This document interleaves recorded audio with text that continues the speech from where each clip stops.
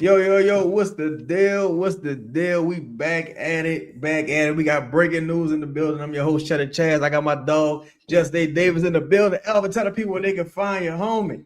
Whoa, what's good, people? It's your boy Davis. You know, you can catch me on YouTube as well, pals in the blender. We on the Cheddar Chad show today. You heard me? Just coming through, bro. Just trying to get this information out. Gotta get the information out. Man, this our joint, man. You know what I'm saying? This the fan line where we collaborate, Hey. put the great minds together. And look, man, I'm telling you, we've been spot on. You know what I'm saying? Look, No. a fuck nigga the other day told me you ain't a GM. Well, it looked like I might be. It looked like I might be. Word the goo up, I might be. Listen, So, man, the documents are out there. documents Out there. Yeah, like the it was the ink was put to paper. You put it out there. Like it's been shown that like every name that's been talked about, like it's coming to pass. Bro, come on, dog. That's Hey, all. look, now that doesn't mean that. Well, and shout out to everybody in the building. Make sure you hit that like button as y'all tap in. We see y'all in the building. I'm gonna start pulling y'all up on the screen. What's the deal? Louisiana Gal, Joe Clarence, J. Cal, what's happening? Pelicans, Nola, Devin, Ashton, Ninth Ward, Trey, Paper Boy. What's the deal? We see you in here. Big Thomas, Jaden, what's happening? But yo, like, so if you haven't heard, and if the title didn't totally give it the fuck away, the Pelicans have interviewed Rajon Rondo, as well as Steve Hetzel, as well as Jared Jack, Darvin Ham, of course, Sweeney from San Antonio. And to me, the thing that stood out the most with these names have been.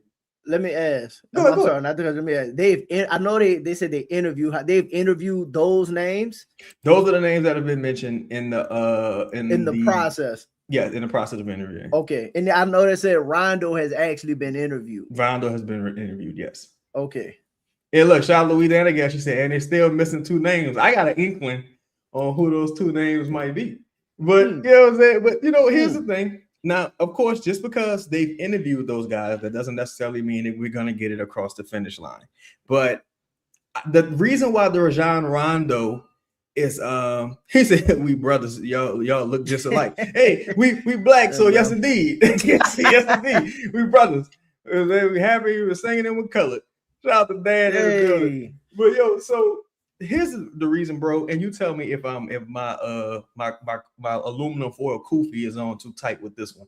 Mm-hmm. I think Rajon Rondo sticks out like a sore thumb because you look at Steve Hetzel, he's a Michigan guy. He went to the University of Michigan, if I'm not mistaken. Jared Jack was in Detroit when Monty Williams was hired, so he spent time on Detroit Weaver.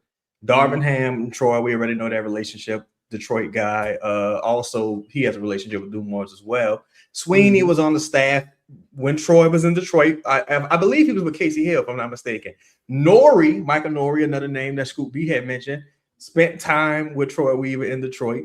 The person who on the surface has no relation to the Troy Dumars thing, unless I'm forgetting something, would be Rajon Rondo.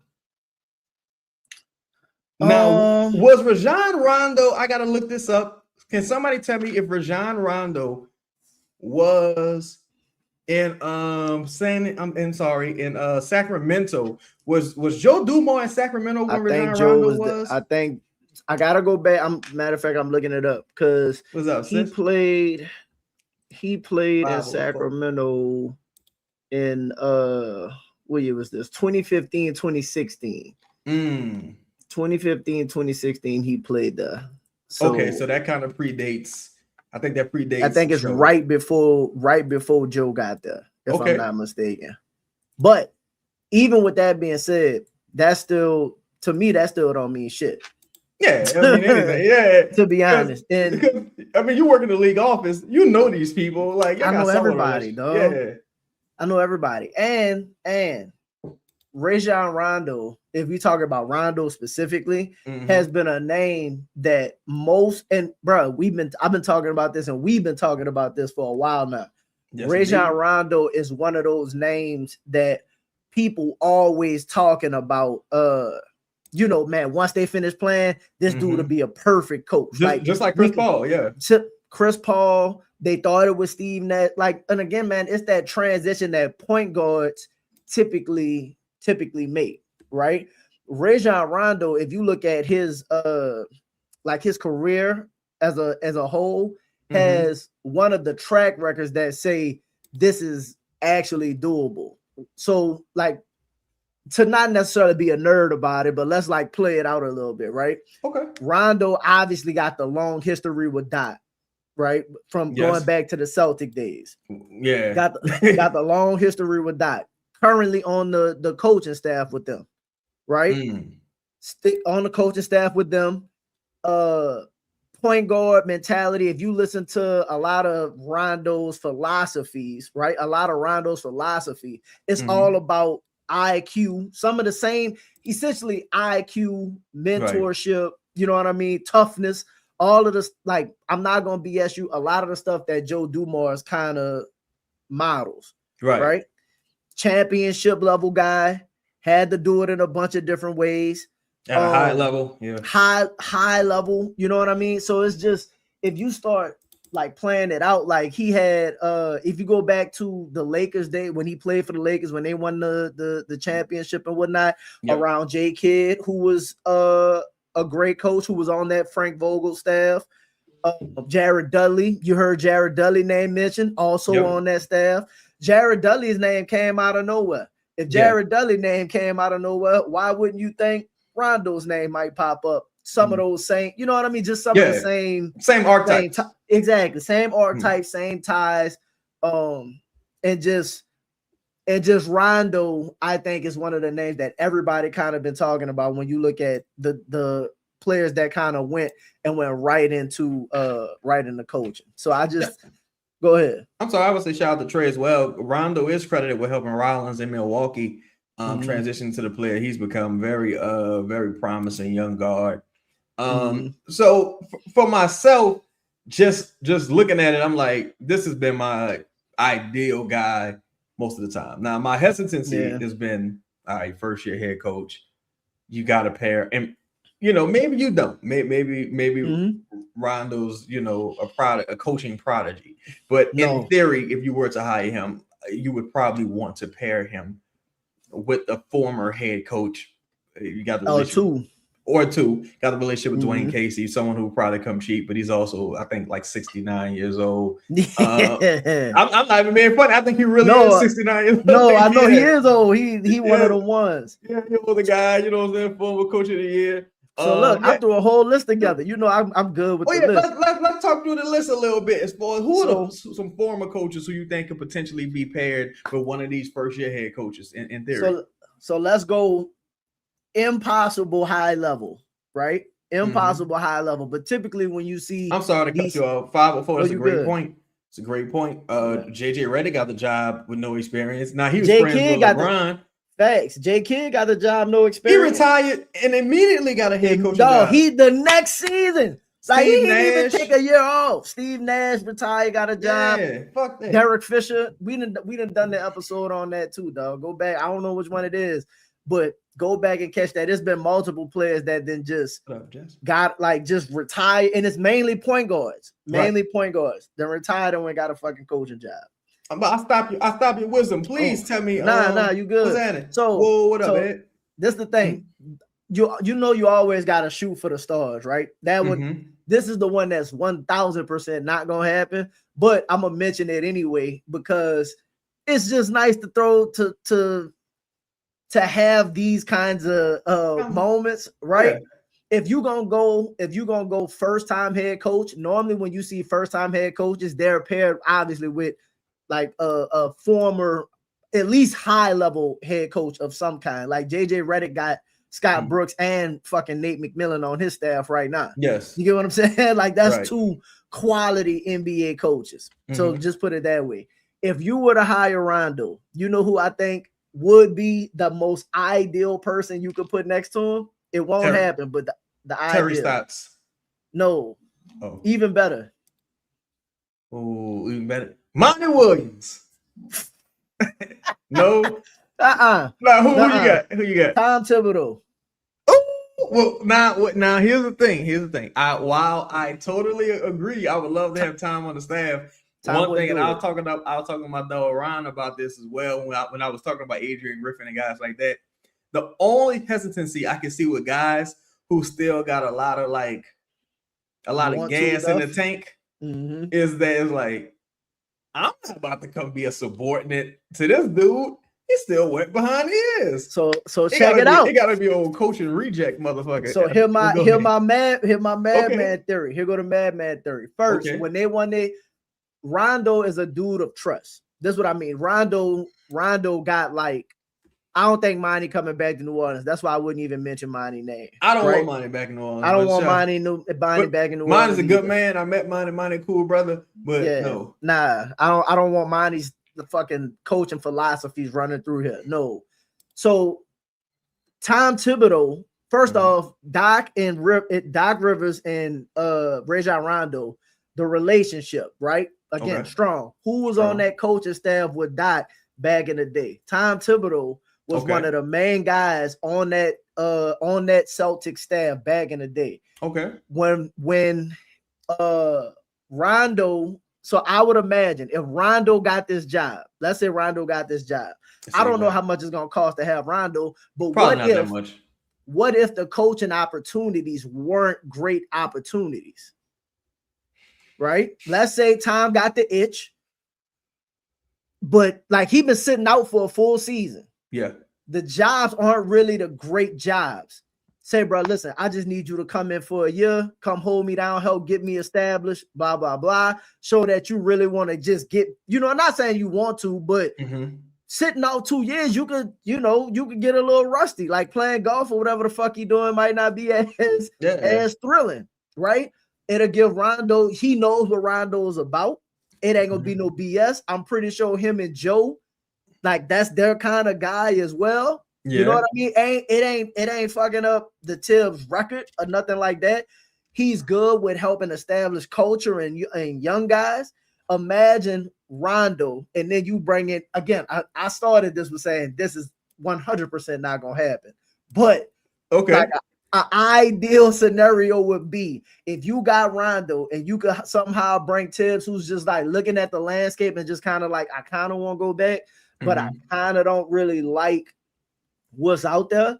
Yeah. Right. That's a strong possibility that he could not like he could not like the landscape. Yeah. Be like, I wait another year. Who knows what jobs might be open? We got about 50 people in here. Make sure y'all smash the like button, hit that bell notification, shut it live, and consider becoming a member if you haven't already. So you say Tom Thibodeau. Now, me, I was thinking more about like, my budget was looking a little more like I got a full realistic list. Okay, I was thinking about homie who the black dude who was with the Rockets a couple years ago. His dad was a coach. I forgot his name. Oh, Silas. Yeah, I'm thinking about more like Silas. Yeah, but see, that's the thing too. We look at they have a lot of really quality assistant coaches that just aren't coaching right now. Even guys who got a taste of being a head coach, like an Adrian Griffin, but it's like he was fired so unceremoniously from Milwaukee. And again, it's one of those things where it's like, damn, I remember you was just some guy like hanging around. I'm about to come be your subordinate. But it's like, well, motherfucker, do you want a job or not? You want work or you don't? So so my real list, right? My official list. I have the top of that list is somebody he was just recently working with in Milwaukee, Dave Yeager, who is the old Memphis coach before Taylor Jenkins took over. The dude who was the grit and grind kind of architect for that guy. Again, literally was just on the staff with Doc them like this season. So you have a current working relationship. He has success as a head coach. So I'm just saying, I think that's the ideal lead assistant should be everyone who thinks they're going to interview for head coach. I agree. Oh, I think talking about Darvin Ham. Yeah, no. So I thought again, Darvin Ham. I got Darvin Ham on my list as well because I wouldn't be surprised if, like, let's say Rondo has got comfortable, and I don't got comfortable with those people got comfortable with them as like from a coaching standpoint, and he was like, "Look, man, give me Darvin and Yeager off the Doc staff, put them under me in New Orleans and let us go do our thing. Like Dave Yeager hadn't been a coach for a while, so I don't think being assistant will be fine. Ham is another one as well. Like, who knows? He kind of got to rebuild his stock to a degree. Now, one thing I think this would be the perfect place. One thing also Ashton, Louisiana Gal, some of your comments we starring them so we can like highlight them and address them towards the middle or end of the show. But another thing too, when you talk about guys like Ham, as my dog Looney in the building, talk about guys like Ham is that some people may not necessarily want to be head coaches again. No. Sometimes it's like, I got a taste of this. This wasn't for me. Like, you know what I'm saying? It was a very stressful situation, especially being a lot of pressure being the head guy. I just love the job. I love being around the guys. Like, you know, Steve Nash will probably never coach again. Nah. He'll probably never coach again. With the responsibility Steve Nash has had and the experience. And the way he out there hugging KD, like, I ain't never seen no coach. That was weird. that was weird. And like Silas, I don't think Silas will coach again. I hope Doc Rivers never coaches again. I think Doc retired, said he was done. Listen, Doc as a tool might not be bad. Nah, I don't. Doc, you don't want Doc nowhere around. Doc fuck around and boot. Doc can end up with your job, bro. Yeah, Doc end up with your head. Doc act like motherfucking choir boy on the 5 Heartbeats. Like, I know all his parts. I know all his parts. Yeah, like he just a motherfucker. Nah, Doc, go on about your business. But so, what's some other names that you can realistically see joining the fray in the event that a first time head coach is hired? Because from this list of names again that we went over. Most of these guys, all of them gonna need somebody. Yeah, of course, yeah. So I think it depends on the coach. So like for a Rondo, I targeted or I wrote down like Dave Fizdale would be a name that of interest. Yeah. I like Dave Fizdale. Yeah, he would be a name of interest.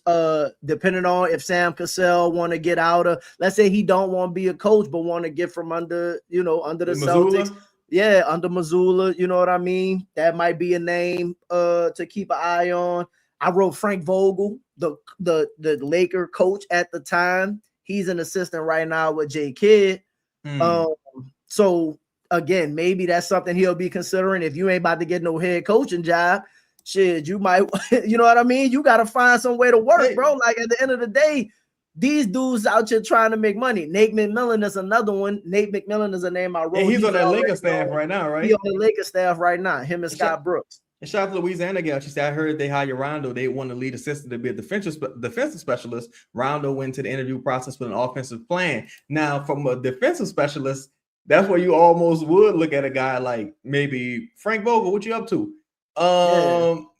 What's his name? Oh my God! Even Monty Williams. The relationship. Bro, listen. This is if people want to come back, because I want to say this also. Monty Williams is filthy rich right now. Yeah, he coached 1 year of a crazy contract, and he just sitting on money right now. The man, filthy rich. Sean Sweeney, obviously Sean Sweeney was a person that they interviewed, right? Sean Sweeney is the Spurs defensive specialist, right? So when I put the list together, not that I didn't think that Sean Sweeney would be a head coach, like a head coaching candidate, or that he couldn't be a head coaching candidate, but I had him on like most of the staff that I thought about as like the defensive guy, right? Okay. Though, so example, I'm pretty sure he's the number 2 in San Antonio, but again, that don't mean that you can't necessarily be moved away to another job if they said, hey, I want you to come here and be our defensive guy. Another example, Micah Nori is an offensive guy from Minnesota. That's the offensive guy.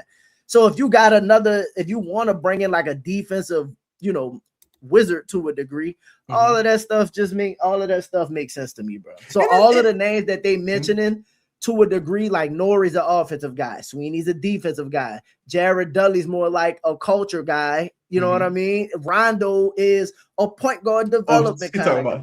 I guess you talking about Mosley instead of Darvin Ham as far as who would be a quality lead assistant. Now, if you want to talk about a guy whose defense is always incredible, Jamal Mosley is one. Now, Jamal Mosley get fired, bro, he is not getting a head coaching job right away. No, not right away. Now, one thing I will say, and also shout out to everybody in the building, man. We got 70 people in the building. Take a moment, hit the like button for me, please. Share the live and subscribe to the channel. Consider becoming a member if you haven't already, and also hit the bell notification. That's a lot of instructions, damn. But so, like, damn, Chaz, anything else? Yeah. But now one thing, and I couldn't stress this enough earlier in the process, as we headed into the off season, it was like, you have to consider all of these names being interviewed. The people who don't get hired, some will settle in the running for a lead assistant role because Milwaukee as a head coaching destination is already off the table. It's already off the table. And personally, I don't think Udoka is going to get fired in light of what's happening with Kevin Durant. I think so much is happening with Kevin Durant. It's easy to just say, well, this is par for the course with a Kevin Durant team at this rate. And that's not a knock on KD, but it's like, it is what it is. It is what it is at this point. But so let's say Tibbs is reaching for the stars, right? Now but hey, you got Jeff Van Gundy, but Jeff Van Gundy, he's been out the game for a long time. But you got Jeff Van Gundy in LA right now. Yeah, he in LA. He on the Clippers staff. With the Clippers. Shit, you don't know what's going on over there. Now, what could be interesting to me, what also could be interesting to me is when you look at guys like Mike Brown's more of a middle of the pack offense and defense guy, but there's going to be some jobs that could potentially become available depending on how this postseason goes. But if Mike Brown get let go, well, they talk about Mike Brown might be having the what are all of these bad coaches doing, bro? What are all of these? They're a great people person. Like they just kill smiles a lot. Relationships and whatnot. And that's not even to say that they're gonna lose the series or nothing like that. But come on, dog. It was another name I thought was interesting that people kind of forgot about. What's that? And I think he's on Detroit staff right now, Luke Walton. Ooh, what's funny? Wait, he's on the Detroit staff, and Luke Walton was the second best player in that series that the Pistons beat the Lakers. Ain't that some shit? how the world turns. I think so. Let me double check that. I know, bro. Luke. People forget Luke. Luke has some head coaching experience. Luke on the Warriors, right? Remember when Steve Kerr went down and had Luke a backiotomy? Yeah. And he on Detroit right now. He on the Detroit staff right now. He got in 2024. So when JB got there, he got there. I think. See, it's so interesting because if Rondo, this is totally hypothetical because, and there's no disrespect, it would be just our luck we fuck around high Jared Jack. No disrespect. I'm just saying. I had Jared Jack as a to me that would be a development guy. To me that would be a Willie Green hire. I'm not Jared Jack hire. I think them hiring Jared Jack would be like a Willie Green type thing. And that's no knock on Jared Jack. I just think the upside with a Rondo is so high as an offensive driven coach and motivated. Because with Rondo, you getting two sides. I mean, you getting the best of both worlds for his offense, for his tactician and motivated. The defensive things, either offense or defense is usually assigned to the lead assistant and or the other guys, right? Like you had Collins and Casey Hill, etc. What do you think about potentially keeping Borrego around? I don't think nothing of it. Straight up, no, get out of here. Listen, though, if unless he gets the job, like I'm and you know what they've done a good job of doing, throwing out so many good names. Yeah, to where it confuses everybody. No, it just make James Borrego name just not, because you haven't heard the fans be like, oh, you might as well bring back Borrego. It's like, wait, Rondo? It's like, oh, wait, Nori? And again, it could be smoke or whatever, but they didn't throw out enough names. Motherfuckers probably rather have Jared Dudley. You know what I mean? To me, bro, I'm not here to get on my soapbox, but I just hate the politics surrounding that, because if James Borrego was like just on the open market as an available head coach and he was in this list of names, let's say you didn't know him at all, he was just in this list of names and you checked his resume, he was on the open market, you would probably have no interest in James Borrego. Like, definitely, and that's the crazy part. After this season, for sure. Oh yeah, especially you're like, I don't know. So I think if you hire a different coach, you got to continue to scrub. And James Borrego was part of the scrub. You got to keep get everything from the past out. It like, you don't think James Borrego would be like slick side hating? Yeah, I think like, based on what I know, yeah. bro. Based on what I know, he would definitely have some snaky ways. He would shout out to P-File, my sister P-File. She said, I like the fact that Jared Jack's mother's side is from my hometown of Ville Platte. 337 in the building. Say it, but don't think he's a good fit. Ouch. You know, and for me, I'm not necessarily basing it on anything sound. It's like two things. One, like he left New Orleans, his second stint in New Orleans on bad terms. I think with Dell Demps probably didn't do the right thing by him. And he was in Detroit with Monty, and we all know how that went. So it's just like some things you just need to stay away from, in my opinion. He's in Detroit right now, too. So this is my thing with Jared Jack, because I had Jared Jack listed as like a guy I would want on my staff. Not so. Yeah, you had him as a development guy. Yep. Let's say they throwing out. Let's say we create a staff for all of these names, right? If you had hypothetically, just a hypothetical staff, Rondo, your head guy, Nori, your offensive guy, Sweeney, your defensive guy, Jared Jack is your player development. That's a hell of a roster, or you know what I mean? As far as like coaches there, if you don't have the head coaching guy, but as far as like assistants, that's like quality assistants. So I understand them interviewing them. Let me ask you something as it pertains to Micah Nori, right? Like, because some of these guys, well, what up with your Game Osborne? Shout out to the brother Game Osborne. Shout out to all y'all in the building. I hope y'all having a blessed, safe weekend. When you look at a guy like Micah Nori, for example, lead assistant, Jared Dudley, lead assistant. With some of these teams, like for example, Ann is out. Yeah. Dante is out, and he's out, right? Yes. Dante is out. That team doesn't have a ton of avenues to improve. With the package they gave up for Rudy, you got Jared. You got Julius Randle, Ayo doing this thing. Shout out to Ayo in the building. So Bones been playing well. Yeah, Bones doing this thing, and they better continue. All you gotta do is win one more. Yeah. You got 3 chances to win. They gonna bully. They gonna bully. They about to bully Denver, though. Denver, they about to bully Denver. And I say that to say, if you Jared Dudley or if you Micah Nori, and you say, well, this is it, fellas. This is like for us Denver. You like this is it. Like we gotta until we figure it out. We gonna be in the struggle. So let me go move on to with a lateral position that may ultimately have a higher upside in the short term, because we all know who Jokic is. We're not saying the Pelicans got a high upside in Denver. I'm not saying that at all. I'm just saying the short term, even with Minnesota, if Ant is going to miss a couple weeks, let's say they get eliminated in the second round, hypothetically, he's rehabbing. They got Dante who's injured. People not going to want to take on that contract necessarily.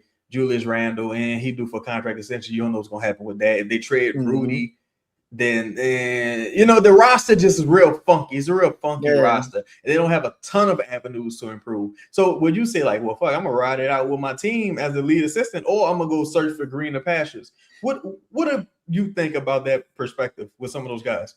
I personally think so. I think when you're under like a veteran head coach, like for example, Jared Dudley was under J Kidd, you know for sure J Kidd ain't going nowhere. You know what I'm saying? Yeah. And then sometimes you got to move to kind of like try to establish yourself. But if it ain't looking good, like you go to Denver to try and win, not get eliminated 3-4-1 in the first round. When you're Denver, the goal is championship. Yes. So the Norries and Dudleys, coaches like that are number 2s on these teams that had high expectations. If you fall short of expectations, that don't help your resume. You know what help your resume? Going to a place that didn't have high expectations and you take that place and you go above what it is they thought you was going to do. So imagine Jared Dudley and Rondo. Let's say using Jared Dudley. Jared Dudley come here as the 2. Let me get y'all flowers. Y'all coming by. No, shout out to Ed Johnson. I'm laughing at JC. Ed Johnson said, "Shout and appreciate you, Ed." He say, "Let me give y'all flowers. Y'all are the upcoming podcast on the pie for the pals in my book." the work, the chemistry, the consistency is there. Please continue to give us this content. Oh, most definitely, and we appreciate your ad, appreciate your support, family. Justine said how y'all get hot in the chance, get Carmelo Anthony on the pod. Shout out that's the connections, though. That's the connections. Hey, I know people, dog. Like, I know people. You know what I'm saying? Absolutely. But so to like kind of wrap that point up, it's just kind of if you're a assistant on a team with high expectations and you get 4-1 in the first round, everybody might be out of a job. A better move might be necessarily if I go take, even if it's a lateral move, I go take a lateral move with a first-time head coach, a guy that I think has potential, right? A team that I think might be able to make some moves. If I get some promises that we gonna do some stuff to the roster, because best believe Rondo ain't taking this job without some assurances about the roster to a degree, right? So we get some assurances about the roster, some things that we want to work on. And let's say you take that 26-win Pelican team and y'all somehow make the 6th seed, right? You a 6th seed. Well, shit, if I'm Jared Dudley and we do okay in a playoff, we win a round or two, my name is much better. I'm more accredited with this team's success versus what Mike Malone did or Chris Finch. People looking at me and say, that guy there, he's one of the real architects and brains behind the operation, and that can lead to a pathway for me to get a head coaching job. Is that what you're putting down? Pretty much. I totally agree. I think that point makes perfect sense. Yo, we got almost 80 people in the building. Make sure y'all smash the like button. Appreciate y'all. So, out of the names listed, call it right now. Out of the names listed, who do you think? And I want to get y'all opinion in the chat. Y'all comment the names in the chat. Out of the names listed, let me go over the names again. And these are only the names that have been like reported via Jake Fisher, my former Bleacher Report partner. So we got Steve Hetzel. I can't remember which report said that they're looking to hire a guy within the next 2 weeks. I think that was that Scoop B? I think it was Scoop said over the next 2 weeks, which kind of aligns, to be honest. Yeah, I think they said ironically, they said Joe is returning from Michigan. So he might have been leaving Steve Hetzel in Michigan as his alum. He had to fire all these people and go fucking take a little break. Because Hetzel was in I think he's coaching with the Nets, if I'm not mistaken. So you got Hetzel with the Nets, you got Jared Jack in Detroit, you got D Ham, you got Sweeney in San Antonio, and you got the wild card Rajon Rondo. You think Rondo a wild card? I think he's a wild card. Only reason I say that, because I should clarify that, I think he's a wild card based on there's no upfront connection. Like again, you got Hetzel, Michigan, Jared Jack was in the Pistons with Troy, Darvin Ham, Troy, Joe Dumars connection with Detroit, Sweeney was in Detroit with Troy, and Rondo, to my knowledge, there's no like blatant connection. So I got something for you. This is my thought. When Joe took over Detroit the first time. Celtics. Yeah. Listen, Rick Carlisle, it was his first job as a head coach. It was a first-time head coach when he hired Rick Carlisle. Rick Carlisle was thought of as a mind. And if you listen to Joe recently, Joe said, man, I think we closer here than we were then. And he still gave a guy who had no true head coaching experience his first opportunity, right? So with that being said, I kind of think I think they're gonna go with a first-time head coach. And for me, unless Cassell's name comes up, most hated. Unless Sam Cassell comes in on the list, I think Rondo might get this job, bro.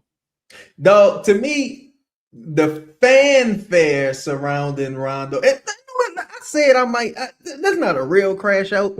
Pardon me, but let's go. Fuck it. Let's go. Let me say this. It's been one of them weeks.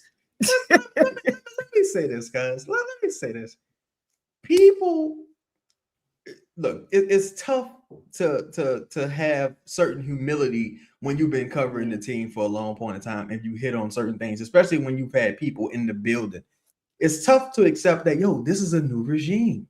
People are getting fired. The old guard is out. Some people, some of these things I know for a fact, some people's connections are no longer with the team.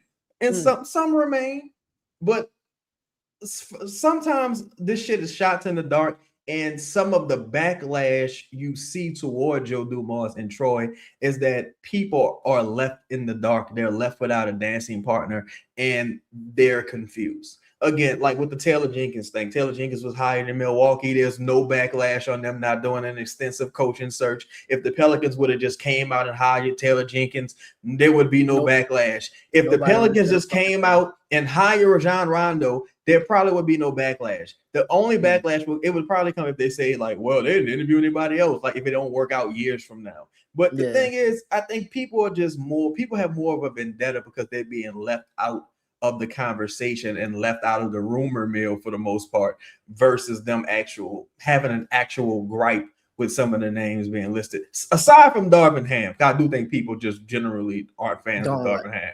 I agree with that. Yeah, do me a favor. That last comment pulled up, the Don Guillory. Shout out to Don Guillory. Shout out to you, bro. So just real quick about that point, he fired Rick Carlisle after 2 50-win seasons, and that team was further along. They went on to win win championships and whatnot. So it was like, oh, my team is more prepared. So do I think he would fire a Rajon Rondo? The one thing Joe Dumars let you know is if they look like they're going to be able to win, he'll make a move. The one thing that I think about Rondo, Joe and Rondo have a personal relation. I also heard Joe try to trade Brandon Jennings and Brandon Knight for Rondo because he loved Rondo so much. That's not surprising, bro. Listen, I just listened. I'm pretty sure Joe Dumars is probably reaching out to Doc. For Rondo to already have had an interview, I think you know how Joe is. Are you surprised by that? Because me neither. Because I was like, bro, everything doesn't get reported. And shout out to Louisiana girl, shout out to you.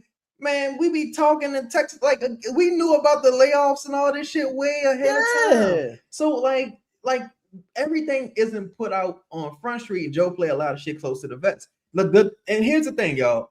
The report comes from Jake Fisher. The only person who was talking about Jamal Mosley was Jake Fisher and myself. And I initially got it from Jake Fisher. So again, like there's only certain people who are gonna have said information. And it's not like a rumor. Shout out to my dog Audio Facts. Shout out to everybody in the building.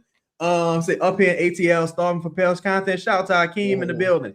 Shout out to Hakeem in the A. But here's the thing, bro. It's like with the interview process, if there was, this is not like a Jared Dudley thing, the way it's like they may have some interest, or Jared Dudley is a name to watch. Probably is.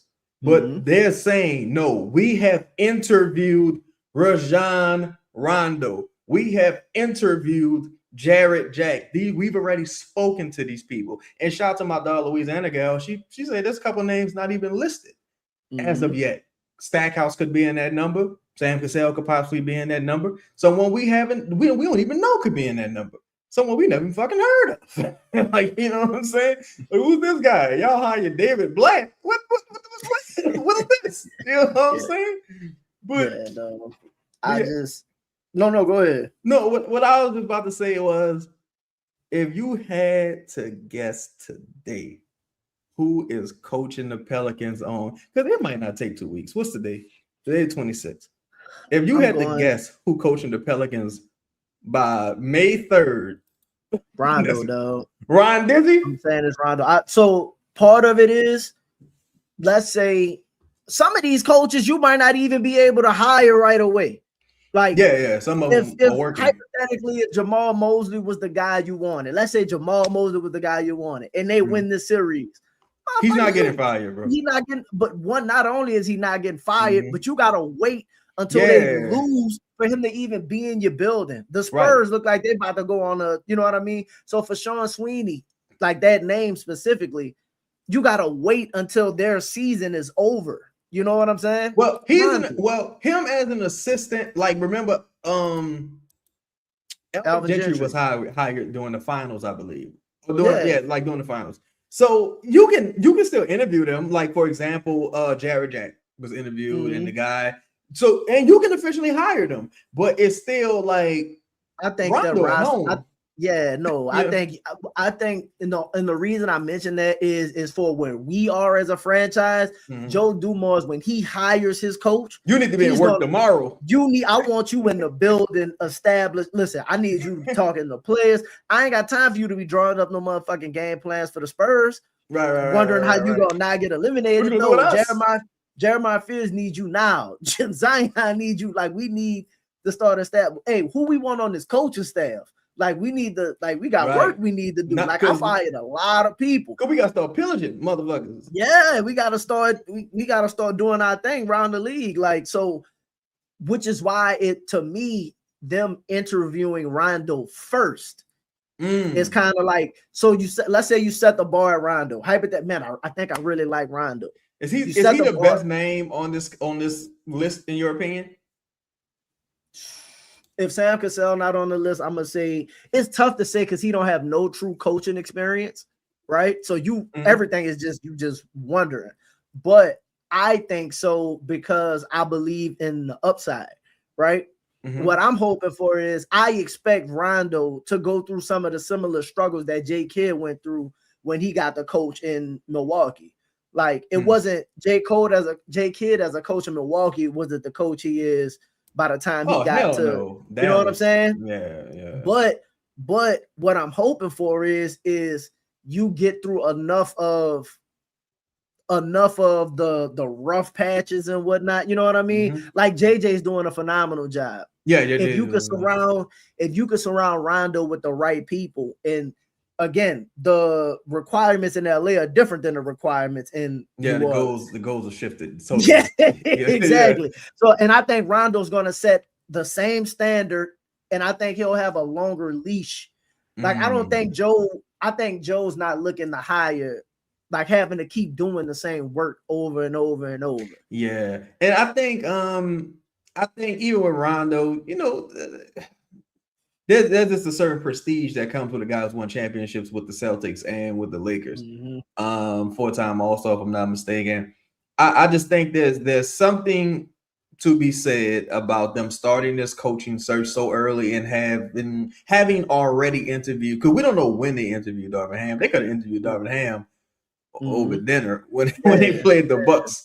You know what I'm saying? They got to interview him in the city, like, yo, so what you got playing? You know what? That probably could have been when they even thought to take a look at Rondo. Like, you know, when they came to New Orleans and when that first time they beat our ass in that double OT game, they probably came back out and was like, you know what, Doc, who y'all got over there on the staff? What's going on? Hey man, Rondo's promising. Hey, and that's one of the reasons why we've been advocating for him, because he just checks a lot of boxes.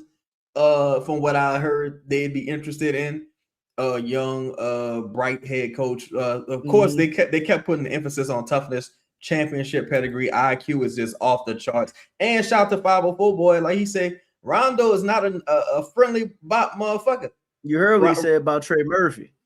What do you say about Trey? What did he say? He was on the this was B.I. was still here. He was on the pod with Boogie them, and it was like, you know, now that B.I. is out, you know, they need somebody to step up. They was like, they got somebody. He was like, oh, it was like Trey Murphy. Oh, yeah. So he's a guy who believes in the roster. I think I've heard him speak about Zion as well in kind of like a positive light. The relationship with KG is kind of there with Zion's for what were they in? France? No, they was in Australia or something, right?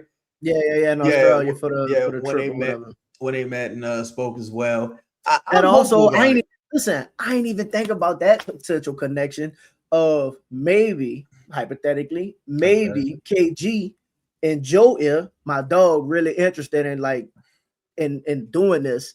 You know what I mean? Yeah. And maybe that kind of started because people like, where Rondo come from? You know what I mean? It's like, hey, what you think of, like, what if that is how that all kind of transpired? If they talking about toughness and just dog and IQ and all these things and identity, not the names on the list, I'm not disrespecting anybody who's on this list. everybody. Well, out of all those people, Rondo personifies those things. if you were Joe Dumars and you had to play against Rondo 4 times a year, not including the playoffs when you was in Detroit, you're like, this motherfucker. Prime Rondo was Prime Rondo was really that dude. Like, yeah, you know what Rondo, I mean? Rondo cold, bro. Rondo was cold. Yeah. And the thing with Rondo, because a part of the thing that kind of arose in my mind was who called who? Like, shout out to everybody. We got 80 plus people in the building. Make sure y'all tap that like button. Sure. Who do you think called who? Do you think they reached out to Rondo, or do you think it was a matter of, yo, we got a coaching vacancy, sending y'all applications? What's the deal? I really think that Joe and people say Joe and Troy don't have a plan. Like, this is another thing that's out there in the media. Joe and Troy don't have a plan. And I understand people don't like the Jordan Poole, trade. Okay, fine. I get it.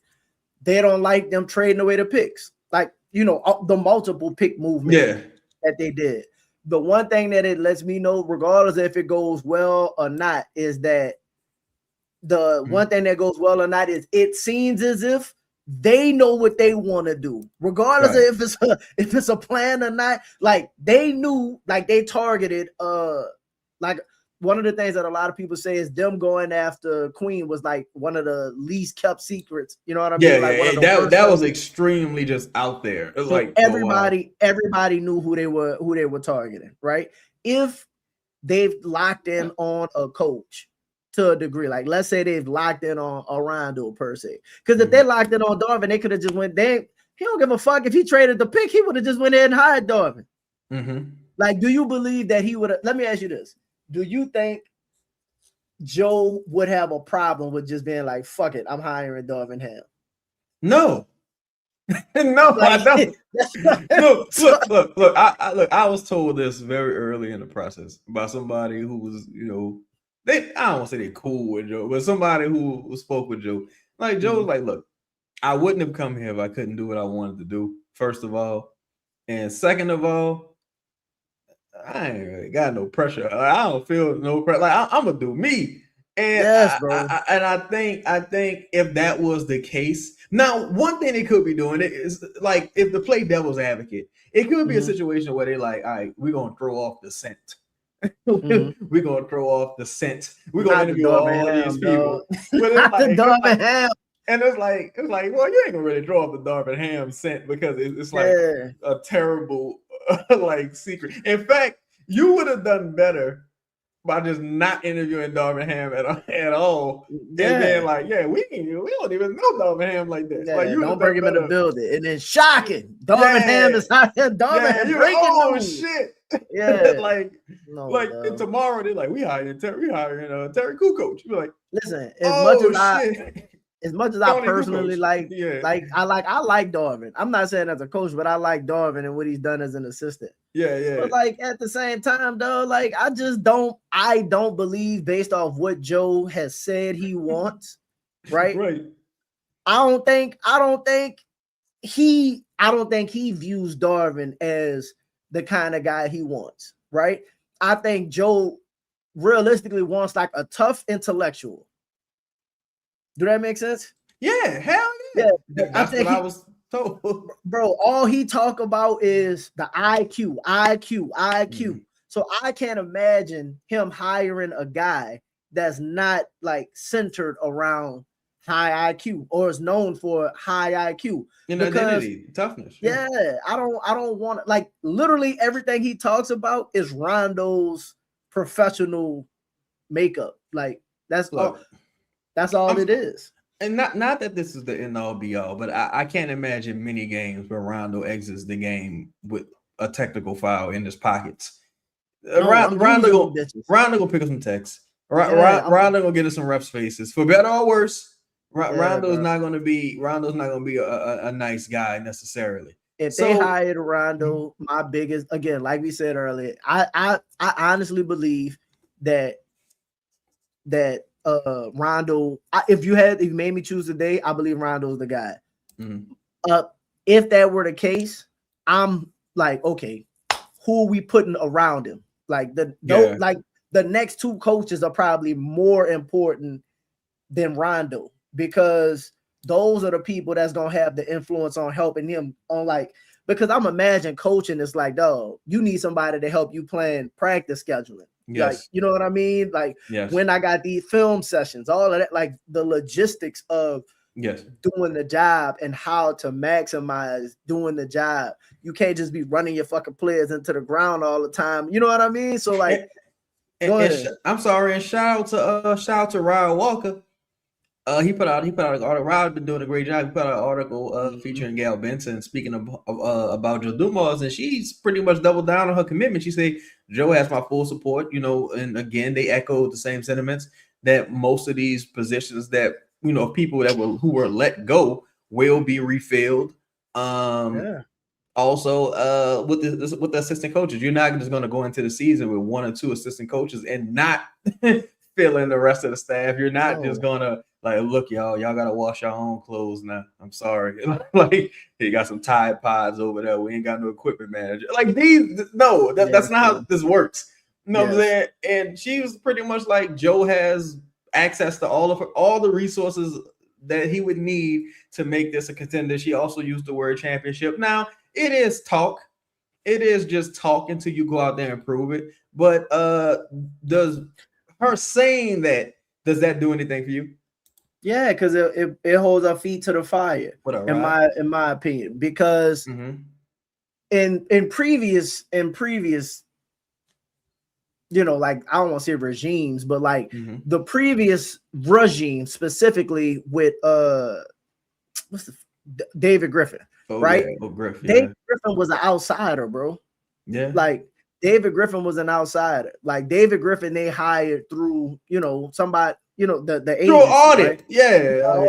Somebody referred through a temp agency, somebody referred David Griffin to him, and he came in there talking about, let's go get the money. And then the way that and not saying that he didn't do some good things, but like the way that he went about doing it was the complete opposite of the way you won the championship, bro. And so if you want to, I'm sorry, and if you want to talk about people who put their friends on, look, man, we can talk about it. Like, David Griffin was hiring his motherfucking pals. Look, no disrespect to Aaron Nelson, a long time. All them people were people he had relationships with, people from Phoenix, Mike D'Antoni. Like, these were his pals. Look, JJ Redick was a friend of David Griffin.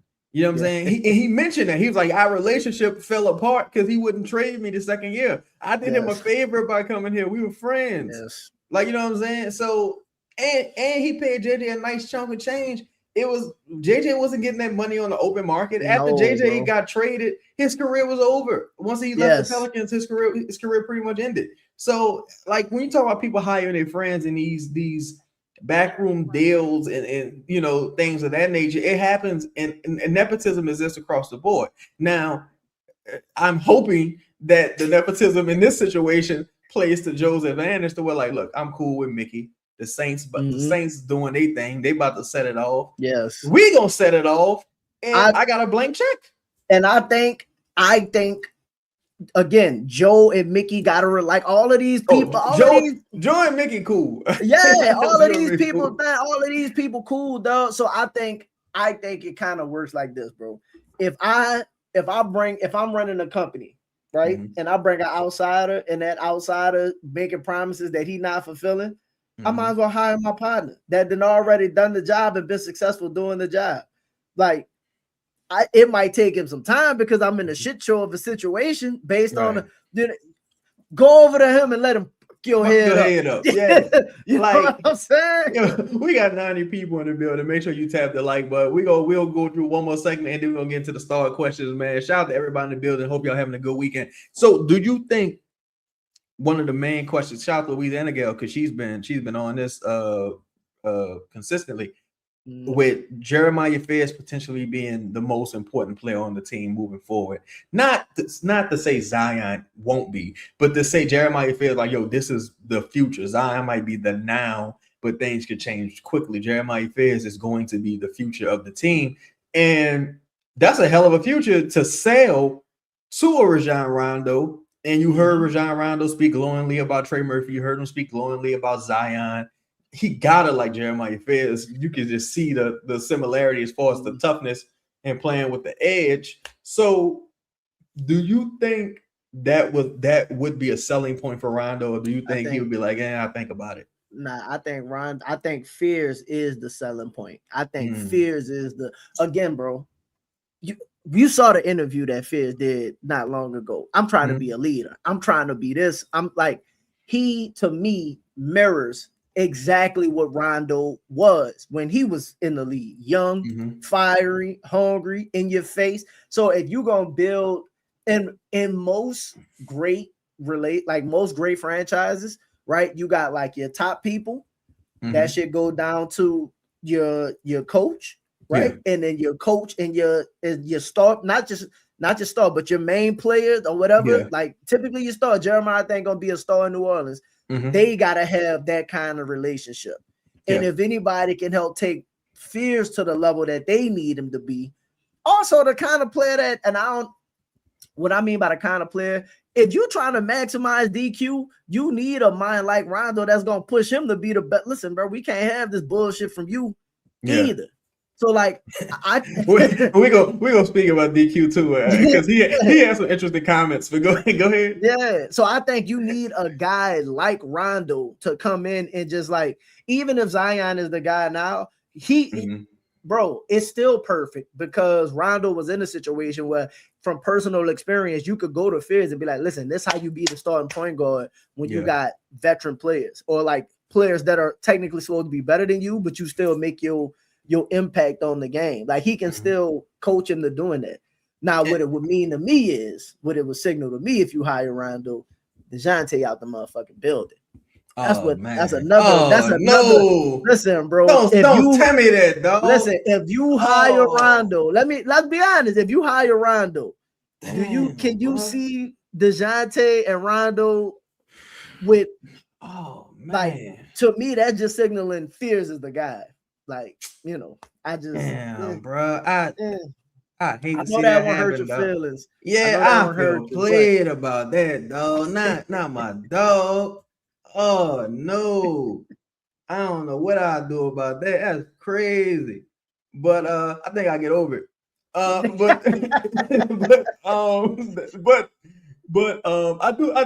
I do think, in my opinion, Rondo, Sam Cassell, those guys would be ideal hires. Yes.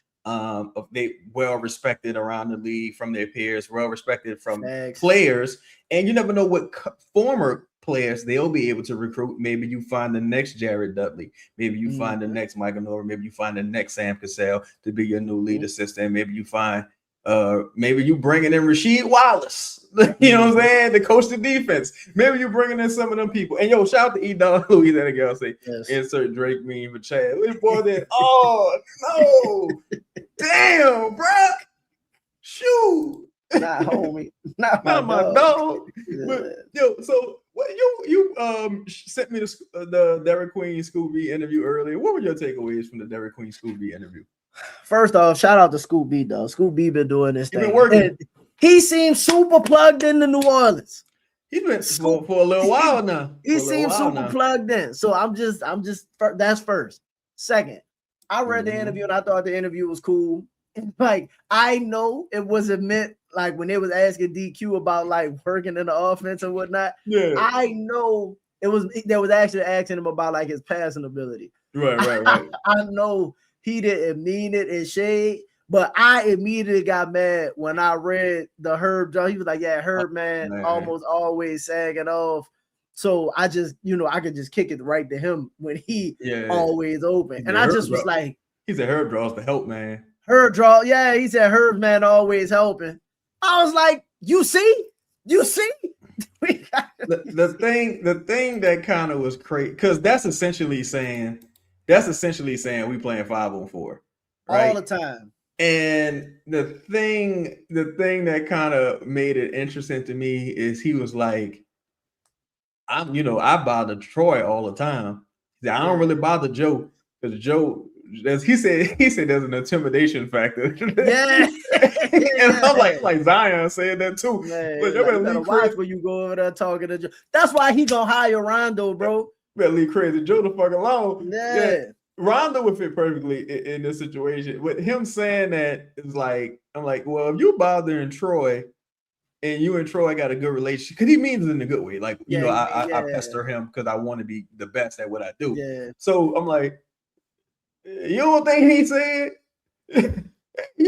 oh boy. Oh boy, no, he always open. I can't, like, bro, why you ain't going to the rim? It's like his fucking man always right there.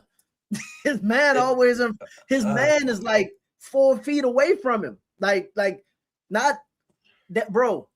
You ever watch, like, we watching the playoffs right now? Players that can't shoot, like they not even on the court. Like, if you're not an offensive threat, you can't even play. Like, they sharp average 20. Can't get on the floor, like, not consistently. You know what I'm saying? Yeah. And Herb defensively, though, is just not enough for, like, the kind of problem he is offensively. So if I'm Queen, it's like, fuck, I can't get no rebounds. This man boxing me out as soon as I touch the rock.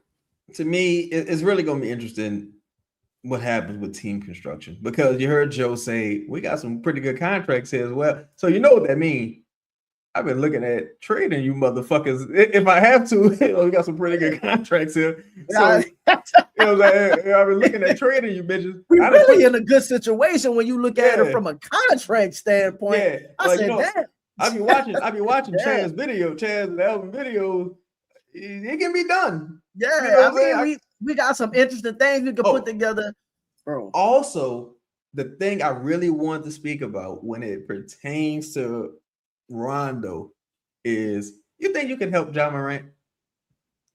Yes. Not because if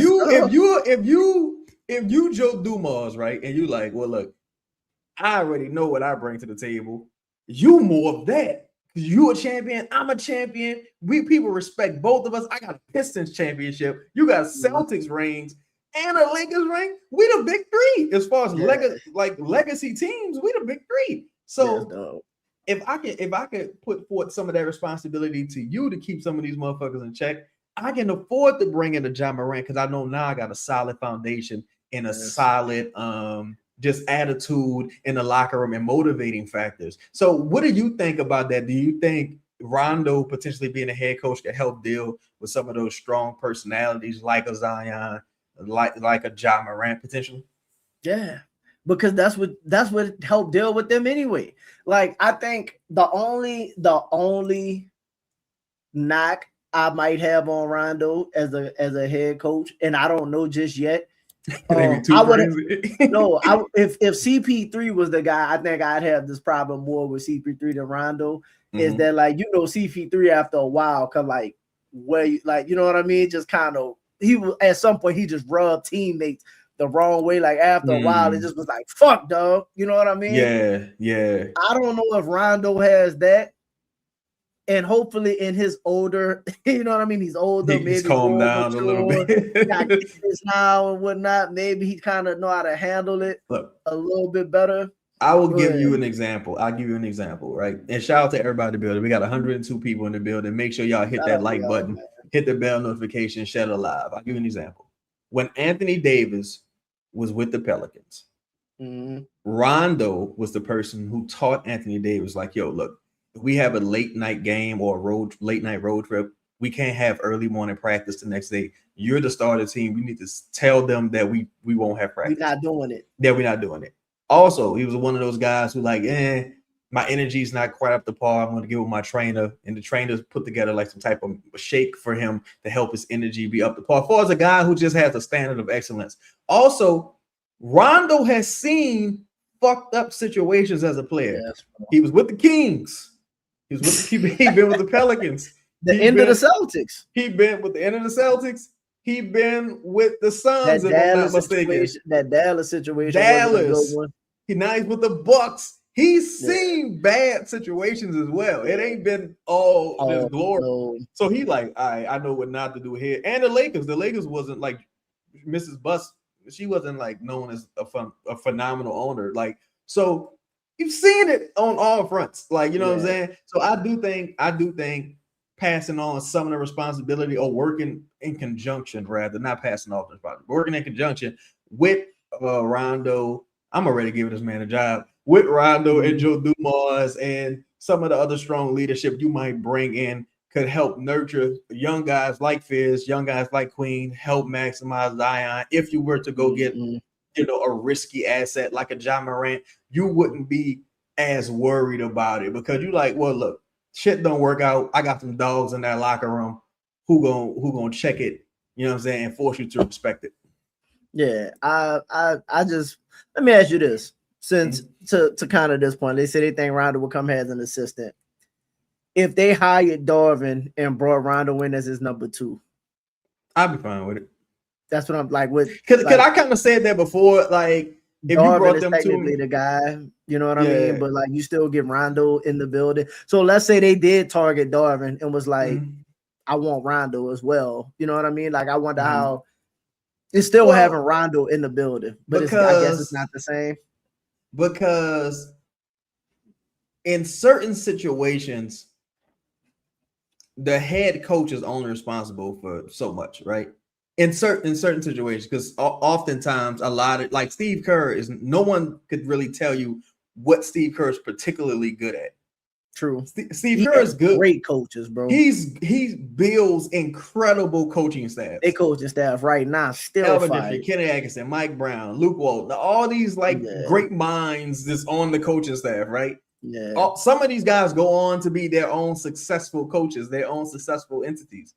I think if you do hire a head coach who has questionable tendencies, if you supplement him with a super strong staff, cool. But I would prefer to just have Rondo. I agree.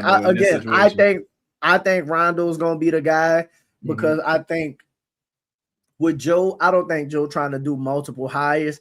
I think it's gonna be just somebody to be in lockstep from top down, right? Do you think Rondo gonna be cheap?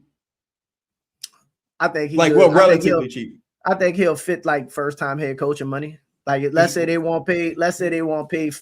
Their max number is like 5-6 million. I think.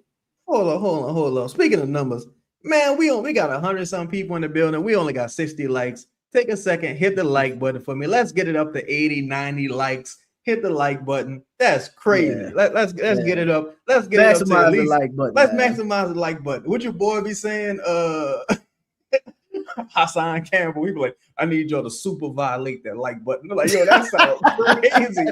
That's a little wild. That's a little wild. Crazy, brother. Y'all do me a favor, man. Smash the like button. I appreciate it. All right, so we go. Any other things you want to speak about? We got some playoff fallout. Some people might be available, like Jalen Duren. Well, not available, but some people are slipping in the playoffs. Duren being one of them. Amen Thompson. Before we move too far off the Rondo thing, and I do want to go to the playoffs real quick, but like you talked about bringing in Morant, right? And Ja, what up? Like, I think if you hire the right coach, like you said, it does maximize that. And people's like, well, what does that mean for Fizz? I think if I'm bringing in that kind of dude, shout out to my dog. Rock the like button, snot bro. Oh, wow, bro. No, that's what Hassan be saying. Turn the like button TV off. That shit crazy, though. Y'all insane. But I will say, I'll be the type. I think Rondo would be the type of coach that'll put both of them on the court at the same time, right? Like, just man. To me, I'm not convinced that it wouldn't work. No, I'm not convinced it would. You got to find some shooting from somewhere else. But Jeremiah Fizz was shooting it. If Maxey, and again, I understand that neither one of them shoot like Maxey, but if Maxey and Edgecombe could do it, I think you could. Edgecombe, phenomenal too. Like, he looking great this year. Then you got defensively, he a beast too. Then it's like, bro, with certain guys, like even with to a lesser degree, like a Donovan Mitchell and a Garland. Yes, Garland is a shooter, but Garland also shows some propensity to get into the paint. People who can play at a high level can just play. And you're not talking about Fields and John Morant playing for extended periods of like that time. You just talk, and you want to give yourself some options here in the event that Ja goes down, or because what nobody's thinking about is like, yo, let's turn over the keys to Fields. I'm like, all right, I'm with you. What if Fields twists his ankle? He's out. Yeah. He's out about 6 weeks. You need now. Who your point? You really don't have no backup PG. Yeah, you don't got anything. Yeah. This year you learned that. Like, you know what I'm saying? So it's one of those things, man, to where you really have to. I'd rather have too much than not enough. Like Richard Pryor say. Richard Pryor says better to have money and not need it than to need it and not have it. Shout out to Richard Pryor. Absolutely. So before we move on to the playoffs, it's just kind of like I was thinking about it. I'm like, bro, if you had Rondo, I think people would trust the coach and staff to like schematically make it make sense. So that was just like kind of like my biggest thing. Like Joe and them would probably be able to not worry about players because not worry about it, but you could really just put your team together and be like, oh, this guy's going to actually use the team the way we fucking thought they would be used. Joe had been talking about playing two bigs since before he took the job. And I ain't seen two bigs all off season. Why would James Borrego get the job? So shout out to Daniel Blunt is actually we just spoke about Herb. Like this year, Herb didn't really get to the rim as much, and he didn't finish at the rim as well as we used to seeing him do. The Euro wasn't really there. And when you look at this play, like these playoffs, and to me, this is one of the worst playoffs postseasons I've been witness to. Everybody hurt and everybody looking weird. It's just a weird year. To me, it's kind of just showing you that the league is the season is too long. Like it's kind of just another like point of like emphasis for that. Like, yo, you need to shorten the season at least by 10 games. But so let's talk about teams that's kind of like falling and certain players whose stock may be falling. Now, you spoke about Jalen Duren. And look, we said this. Well, I've said this with Sengun. Sengun didn't get the max. Yeah. Right? Jalen Duren, he's probably gonna be all NBA. He'll be all NBA, at least third team, I think. But based on what you're seeing, it's just like, can I give you this money confidently? Oh, they gonna have to. They probably gonna have to. Or you can say, look, my goal is a championship. If I can leverage this player to getting a piece that gets better fit, that better fit around Cade, I probably do that. Now, what do you make of Jalen Duren? And do you see that potentially being an avenue that they just like, look, we can't get this dude this money. We got to do something. I think because Jalen in line for like 250 M's, though. He in line for like 250 M's, and you getting outplayed by Wendell Carter Jr. Like this ain't like at least Klingon got Wemby on the other side. You know what I mean? It ain't Joe got the Wendell Carter Jr. You getting played off the floor, dog. Yeah, you look too small out there. Looking and this was big. Like this was one of your. So let's hypothetically, if you play out the Jalen Duren career, and I think he's a good player. Yeah. Most of the years he didn't look like he did this year. Like this year was the big. This year would be like the anomaly. The Herb year. This was the Herb. This would be the contract year. Yeah. This the year to get the money. But he does look phenomenal. But Evan Mobley looked phenomenal too. See, that's the thing. You can't. I'm gonna just be like, look. Ooh. It's hard to pay because I think to me Jalen Duren is a power forward. It's hard to pay power forwards that type of money because Evan Mobley looks meh. Yeah, and Jared Allen looks trash too. And Jared Allen the center and he just looked trash. But these power forwards that's kind of like in the middle, like even Sengun is like, come on, Sengun. Like it just so do you think they would be like the Pistons if they lose this series? Do you anticipate turnover and do you anticipate Jalen Duren's name being in the mix potentially? I'm gonna say if the Pistons have ambitions to winning the championship, I don't think they give him the money. Look, that would be the smart move, though, dog. Yeah. That would be the shrewd, smart move to be like, all right, we got to trade him now. If they have ambitions to winning, I don't think you give him the money. But if you just kind of like some shit that we would do, you know, if he was a Pelican, he getting the bread. Oh yeah, because in this market you got to. Yeah, but in Detroit you don't have to do that. That's why I'm saying. So I don't know. I don't know because it's a lot of people that might like you got to figure out this year. Like you got to figure out a light. Like what's happening if New York lose? What happens with Cat? Because they gotta if New York lose, they gotta blow it up. Oh yeah, and you got to find somebody to take Michael and potentially OG. At least one of them got to go. Or Cat. And you kind of in a situation now where you like, damn, Brunson can't be my best player. Who's gonna find better than Brunson? I need a perimeter guy. And now it's like, what do I do? And I don't have no picks. I traded all my picks, and I don't have nobody that could give me no picks. No, not nobody. We want Giannis. How you gonna do that? Bro, nobody. And to be real, Cat only got like 1 year left, but nobody giving you like 3 firsts for Cat anymore. Fuck no. So that's a team that's got to figure out their options. Denver got to figure out their options. What you doing with Peyton Watson? Woo! What you gonna do with Christian Bond? You ain't doing nothing. You ain't doing nothing with you can't move Christian Bond. Bond is there. Yeah, he does. So like Cam Johnson and Peyton Watson. What we doing? Like, you know what I mean? Defense, you gotta get better defensively. You ain't nothing but a Herb Jones away. Yeah, they need Herb. You know, when I watched that team and I watched with AO dropped 43 the other night, I think they could use a Herb. I say y'all need Herb. They do. Listen, I'm not even bullshitting when I say that because they're the type of team that Herb would fit. Like they would maximize Herb Jones.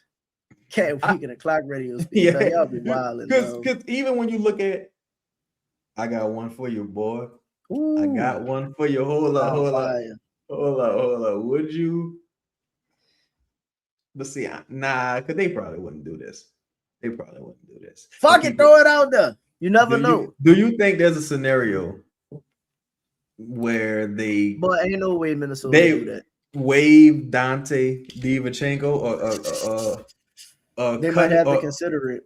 I say that because look, Dante only got 1 year left on his deal, $12 million this off season that he unrestricted. He not going to play next season. The NBA a tough business. And look, to be real, like when what's homie name? That's like when people was kind of comparing it to the Tatum injury. They was like, man, you know, you got Damian Lillard and Dante and DeJounte and Tatum and all of them to their Achilles. I was like, well, 2 of those names are not like the others. But for the sake of respect, if Dante did come back during the season, I don't know how much that really moves the needle for Minnesota. Now, one can say, well, fuck, they up 3-1. But at the same time, if you Minnesota, you know, you don't. This is not a championship team. Yeah, beating Denver at this stage without Peyton Watson is not. It's an accomplishment, but it's not like a major feat. You still need a point guard. You still need other like avenues to add talent. No, y'all gotta beat OKC. Like Denver ain't the fucking mark right now. OKC and the Spurs. Yeah. So do you is there? Would you take this, hypothetically speaking, if this opportunity arose, would you trade her for Dante DiVincenzo in knowing that he wouldn't play? No. What about Dante in the first? Just knowing that he won't play. Dante in the first. No. Wouldn't do it. No. Yo, we got 100 people in here. Hit the like button. Make sure y'all tap that like button. And y'all in the comments, let me know. Would you do that deal? Would you take on Dante, who will not play? He's going to expire, right? He's going to expire in exchange for what may be a bad contract and y'all like Herb's contract and just say, look, we're gonna offset the contract. Washing your hands with Herb. You just wash your hands of that contract. I'm gonna say no. I'm gonna say no. The main reason I'm gonna say no is because I think shout out to Jay. We appreciate you, Jay. Appreciate y'all, dog. I think if I'm gonna say no because if I could put Herb on the bench, Herb is a significantly more valuable piece. Now, here's the thing. Shout out to my dog. Shout out to you. Here's the thing. 28 million. Oh, I said 28. 20 million on the bench at 28 years old. And all you really can do ideally Herb is gone by then. He gone by then. Because I say that because after next year that contract goes up to 20 million. Nah, we moving that shit up. We moving it by the trade deadline of the offseason. Okay. I think the whole roster got to the trade deadline anyway. The whole roster. Yeah. I think honestly, I don't. Half of it's gonna be gone before they start the season. Yeah, that's what I kind of. That's what I kind of think. I think at least 3 people are gonna be gone by the time they start the season. Half the roster gonna be gone. Like I don't want to say before or after the draft, but like we might not even be having to have this conversation about her at all by the time the season ends. Like when you can start making deals, like they probably already got. Rondo probably was like, listen, can we get Herb out of here? Look, shout out to D. I got a perfect grade for her. Bro, and this is the thing. Shout out to the homie D, right? This is why the playoffs impact the Pelicans so much, even though they're not in the playoffs. Because if you look at a team like the Lakers, if Houston would have just fucked over the Lakers, like offensively, even if the Lakers were healthy, and Houston would have just walked through them, like offensively, they couldn't defend them. They would say, "Look, we need a perimeter defender." But since you got Marcus Smart shutting motherfuckers down, it's like, all right, like we whatever. Looking viable out there. Yeah, it's like whatever. Or even like with Minnesota, if Minnesota would have just walked through Denver healthy and stayed healthy, they'd have been like, we don't really need DeJounte. We could get away with like a play starter type guy. Yeah. I think honestly, the way Minnesota season about to play out, unless something crazy happen, right? Like what I'm hoping for is I hope they 4-1 Denver, and that way Denver gotta like Denver gotta oh my god, you get 4-1 by that team. You get 4-1 like because if you lose at home, no Ant, no DiVincenzo. You let AO go for 43 in the last game. Jaden been just standing there smiling at your best player. Talking big shit. What? If they get 4-1, but then in the next round, Mini get spanked, which is likely to happen. You don't have your best player. He probably gonna miss that whole series. Miss some weeks, Even when he come back, he's not gonna necessarily. He's not gonna be the same. Away. And then the competition level is gonna be up. Who they play in the next round? They play OKC, wouldn't they? I think. Let me see. Look at the bracket. What are they? The 6th seed? I gotta look and see real quick. I don't even know. Let me see. I haven't even been. Let me see. They would play. They would play the Spurs. Ooh, they would play the Spurs or the Blazers. Honestly, I think they would beat one of those teams if healthy. If healthy, but they're not healthy. Yeah, it won't be. The Lakers or Rockets. The Thunder gonna smoke their boots next round. But I say J-Dub being out. If Luka and Reeves get back, if Luka is back, that changes everything. Yeah, Luka's back, that changes everything. Yeah, but that's that's another thing. Like with the injuries, right? Mm-hmm. Like Houston. Let me throw this out to you. Okay. Houston sitting there. Amen and got his money. KD got it. Amen got paid already? No. I'm sorry. Sengun got his money. Sengun got his money. Amen coming around the corner. Yeah. Jabari got his money. Jabari got his money. Reed money coming up. Reed not getting no money. Reed might not be getting no money. I'm saying Reed might not be getting no money, but he's still cheap. He making about 10 million right now. But I'm saying he ain't on the He ain't on no extension. Yeah. Amen got what 1 year before the extension? I think next year's the year before the extension. I think so. Yeah. So if the Rockets came to you and you could somehow do like DeJounte and something of value, what would be of value? I looked into it honestly. If man, they wouldn't give a they wouldn't do that. I hope not, but I'm just saying. Oh, if they would, Rockets are about to be in a situation where it's gonna be the because Sengun got paid, Jabari getting paid. Look, Tari probably gone. But you're gonna have to decide. Go ahead. This is what I think. If they keep Kevin Durant, if they keep him, which is I don't know. If they keep him, they probably gonna bring in a point guard. They're gonna have to. They got to. Well, Fred's supposed to be back next season. Who? Fred VanVleet? I don't know. Because Fred was getting a little long in the tooth before that. Like, I think they're gonna have to bring in a point guard that got a little bit of pizzazz and some size. Yeah, and some size. Be perfect. Yeah, ideal. You want to talk about leadership, man? Listen, but look, if you added 8 men, listen, I know people talk about 8 men can't shoot. Shit, I wouldn't give that motherfucker. If I could put him on the floor. Hypothetically speaking, if I could give them, they wouldn't do this, but if I could give them like DeJounte and Herb for Amen, and would you add a first to that to get Amen?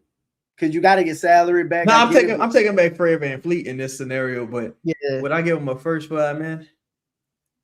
No, probably. Well, it depends because they ain't really got no leverage, but they ain't really got a much leverage in the situation. Because the reason I say that is this: with Amen Thompson is incredibly talented, but it's like he ain't what you need right now. So you need a real point guard, and you could kind of supplement. Well, not supplement. You could kind of survive with Herb's defense as compared to Amen.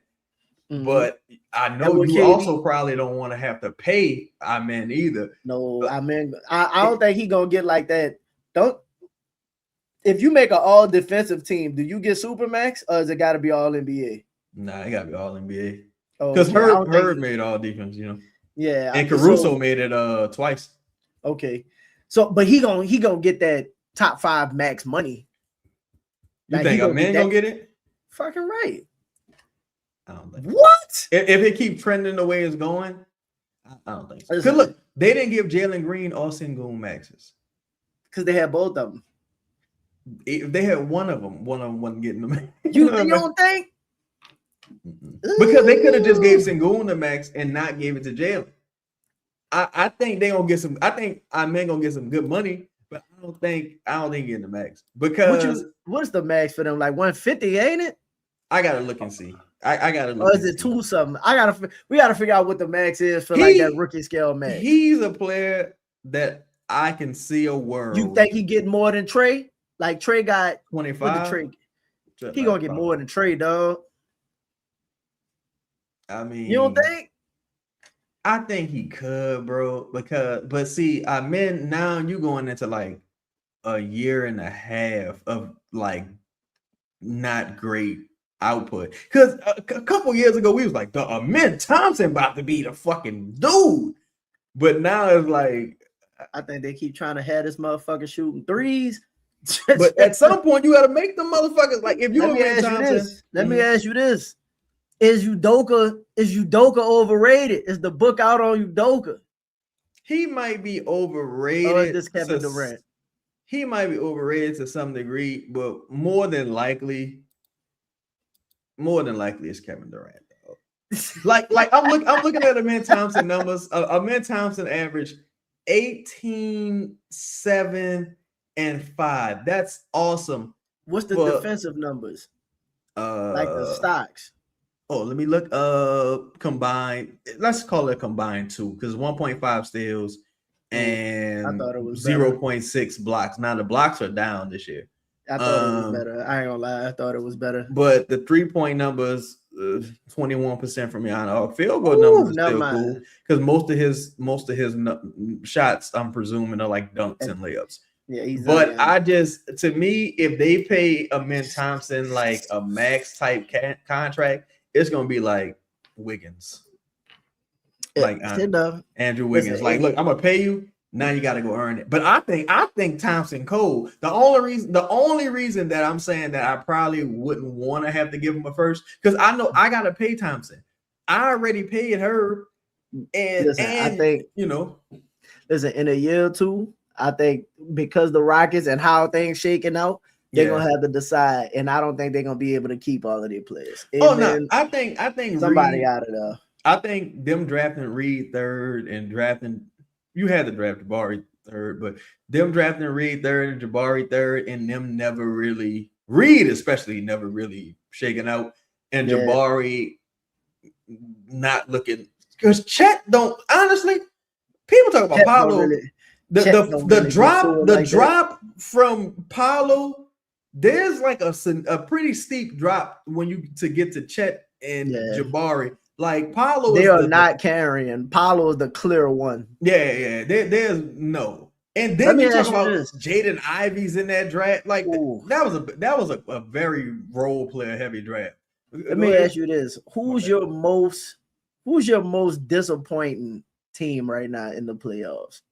Gotta be. Well, I can't say the Cavs because we talked about it, and I was like, because we talked about it, and I was like, you got Harden and Down. No, well, you got Harden and Allen and Mobley had a bad year this year. I kind of expected them to I thought they would win 4-1. Let me ask. If Cleveland lose, they definitely got to figure some shit out. I think if Cleveland lose, probably Allen is gone. You call about Mobley? Mm-mm. Oh, you ain't even know? I wouldn't call about Mobley because Mobley just too skinny. And that's the thing, though. Donovan Mitchell, trash. That's crazy. To me, the problem with and probably Denver, Paperboy, but Denver got a couple excuses. The thing what with excuse Mobley, they got? Peyton Watson being out. But and here's the thing too. You didn't count for this year. You didn't count for him to be a guy going into the season this year. Oh, Cam Johnson is the one letting you down. Oh, Cam Johnson. He been letting teams down for a little minute now. I think they could have kept Michael Porter Jr. To be honest, I think they should have kept Michael Porter Jr. Yes, but obviously. I think Cleveland to a degree, but they barely beat Orlando that year. Orlando pushed them to 7 as rookies. Yeah. Then you got who else? Detroit, not necessarily disappointing, but I think Detroit should be down 3-0. I never believed in Detroit as a playoff team. I never thought they'd be able to score. I thought Cade had to do too much. And then coming off of what he was coming off of. And they kind of forced Cade to do a lot, right? They go ahead, do you. We're going to go at everybody else. We're going to make it hard, throw some, make it. Paolo doing y'all see Paolo guarding Cade, bro? Paolo doing this thing, though. They talking that shit about Paolo. Paolo out there guarding out there on the perimeter. To me, though, I think there's no greater disappointment than the Rockets. Yeah. When that series started, that's the greatest disappointment. You thought Lakers was getting swept, though. Oh yeah, we thought they was. I ain't gonna lie. This series, I kind of I had to review Brian GOAT conversation, like Jordan the GOAT. I don't care what nobody say. Yeah, Jordan the GOAT. But the way Brian making it look versus this team, I'm at 41. I'm dog. To me, I think as it pertains, Kevin Durant probably don't give a fuck anyway. But as it pertains to Kevin Durant, I think now for sure that's like a Clyde Drexler type conversation. As far as you can't put him in the top 10. You can't put him in them conversations.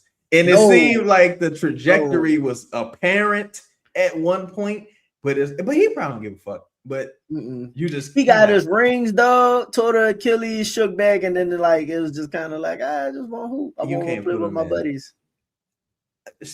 honestly, bro, if it's one of them things to where like if Luka get a ring, it's or if Shea get another ring. They surpass Yeah, them? they kind of pass you up. And that's crazy. I would have never guessed that. You might can say Shea already. Shea, I'm about to say I can make the argument. Shea already. I'll say this: Shea already the best player in OKC history. And that's crazy, dog. Like, and I say this as somebody who was like, I used to like Kevin Durant, dog. I like Russ. Yeah, dog. That's to me, and it all know what it also highlights. Steph Curry is it makes Steph really Steph top 5. Like, yeah, dog. You know what I'm saying? It makes Steph that much great. It just make LeBron and Steph and all those dudes look that much bro. greater. That's what it made. Like watching it, I was like, yo, I think I've been diminishing how great LeBron is, or how like I know how great Steph is. When I'm a Steph fan, I'm not really a Brian fan like that. But I'm watching, and then dog, because you expect great players, especially older players, when the IQ is up. Yeah. KD haven't been having impact on the game for a long time now. Dog, when Ant was dunking on them in Phoenix and smacking his chest, and I was like, oh, KD ain't built like that. KD just seemed like he content. My ankle hurting. Yeah. Like, you know what I'm saying? And it's like it's just happened too many times at this point. It's happening.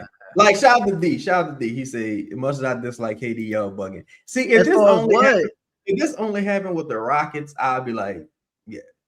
But it's like Phoenix. Yes. The Nets wasn't really his fault, but Phoenix. Nah, fuck that. They got swept on the way out of that. Oh well, the Nets. yeah. Against Celtics, right? Yeah. Phoenix swept out of that. Brooklyn. And now you're here. It's just always something. No, shout out to my dog, bro. If Steph, he was the best player on that team. Okay, if KD don't get those Warrior rings, I ain't gonna lie. Go ahead. He better than Melo, but he like T-Mac. Melo. If KD, in my opinion, don't get the Warrior rings, his legacy is better than it is now. You think so? I think it's better. It's better. It's still gonna be better than T-Mac and Melo because he went to the finals with OKC. But only thing is, it's better because now at least I can say, well, damn. He never really, they traded hard and he didn't really have a team. I don't want to say better player necessarily. Well, it's hard to go impact. Never mind. That's not a fair question. It's not a fair question. Because I was about to say, who would you choose between like starting a franchise? And it's obviously you would choose KD over this player, but the other player was AI, right?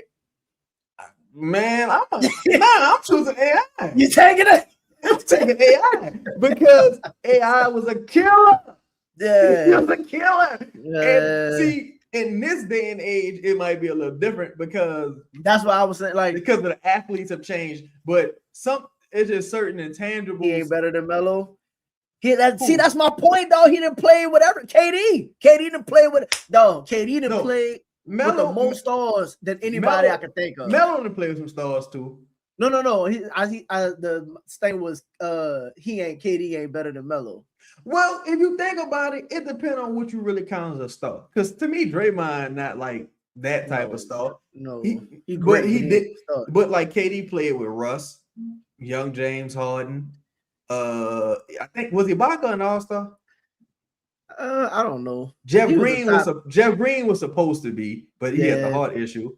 Then you got Kyrie, Harden, he played Booker, with Kyrie. That's 5 at least right there. That first year, Chris was still there. So but if I say Melo had what? Stoudemire, PG, Russell Westbrook, AI early, Damian Lillard. Like he played with some guys, like you know what I'm saying. Harden, he played with Harden and Chris Paul. That was for like 2 weeks. I don't think that. Yeah, he got cut. I don't think that count. I don't know. Let me ask you this. Because with like a lot of these, which player other than maybe KD that actually played that you think mine is Duran, like other than Duran that you think hurt their stock the most this playoffs? For us getting paid or just generally? Like to where like, or Sabonis. Let's put it this, huh? I think the Rockets across the board, just the Rockets across the board. So like so do you give their like if somebody called about Sengun like a year ago, they probably not listening. You think they're sitting there looking at Sengun 9 like, well, fuck, what you got? I think they would listen for this reason. And again, this is what concerns me about Derek Queen. And this is why all this affects the Pelicans in one way or another. I think Devin Booker hurt his stock a little bit too. But this is this is why it all kind of rolls into one another. It's very hard to win with a player like that as one of your best players because Sengun probably should be playing like 25 minutes a game. Damn. And because he's such a liability on defense, that is just like, nah. Like, you know what I'm saying? It's just tough. Because there's a reason he didn't get the max. It's the reason he didn't get the max. Now, with Jokic, that's like, but Jokic's already proven. That's the thing. Jokic's already proven. And he's huge. Yeah, and he's huge. So it's like, and Jokic's like, you know, a solid 3-point shooter, but he's never really been known as like a dead-eye 3-point shooter. Yeah. And, you know, and Rudy Gobert is the best defensive big in the aside from like probably aside from Wemby. He's way better than Wemby, dog, on defense. Yeah, because Wemby's small right there. Yeah, like so Wemby might grow into that, but Rudy Gobert that guy defensively. Yeah. Right. I think I just think like Sengun and that player archetype, though, it's very hard with those guys. Like you saw it with David Lee, you saw it with Sabonis, you saw it with so many of like them. Only motherfucker who could really, and he had Kobe, and the game was different. Paul Gasol, Paul Gasol. Like the only other motherfucker that was like kind of like he was still 7 feet. Yeah, he's still like 7 feet, get defend a little bit, but like moves. Now you got these motherfuckers like. Sengun, as far as like physically, is like a tall Luis Scola. Like a taller Luis Scola. Like, nah, it's hard for them dudes to really survive in the postseason. Kevin Love couldn't really survive in the postseason like that. He was just with LeBron. Three, and he had to shoot that 3. They had to shoot the 3. You had to become a different player. Yeah, you have to change your. You're not getting 25 rebounds in the playoffs no more. Like you just not physically built like that. And that's what we kind of seeing as it pertains to homie. I also think Philly gonna have to figure out what to do with Embiid because Edgecombe too good, too fast. Who you get to take? Would I trade him? Who got picks? Philly? Do Philly got picks? I think so. I think they got a couple picks. Would you do? They don't need this, obviously, but like the expiring of Poole and I don't know something else. Embiid got a big number, dog. I think Embiid. If he came with picks to take Embiid, I don't think they would do it, but hell yeah, I would do that. I don't think they would do it though. See, the thing with Embiid is like it's just Embiid is just never gonna be healthy enough, bro. And no, but you ain't looking at him to be healthy. To be honest, I would need a lot to take back Embiid's contract. How many first you think you would need? I needed. We starting the conversation 3 at 2. Unprotected too. Yeah, because Embiid $58 million next year, $62 million the year after that, 67. Ooh. So Embiid got 3 years left at minimum on his contract. I need a first for each year. Like it's just no. Nah. And then you got Paul. You got so little leverage in the situation. You rather take Paul or Embiid? I'd rather take Paul George. In that scenario, like 4 or 5 years left, huh? Nah, Paul got 2 years after this. He got a player option in 1 year. I would rather take Paul Gasol back in the day. Like if I could send them DeJounte Murray and Poole, and they would give me like a first or something, I would do that. DeJounte Murray and Poole for Paul George. I would do that because I'm like DeJounte is like whatever, right? Yeah, Jordan Poole is gonna be expired anyway. So if I could help y'all out, give y'all some of that inspiring money that I know y'all need. Yeah, because Paul George is not. They about to get 4-1 right now. Like they down. Yeah, they're down. What? I mean, something crazy like that. But no, they're down 26. I mean, you didn't expect them to win this series anyway, but that's something that they got to look at. Moving. They need to go with the youth movement as well because they got like two. They don't like Ashcombe. Not a questionable guy. He's a bona fide dude. And y'all moved off of McCain. Like he moved off of McCain. Quentin Grimes about to be out of there.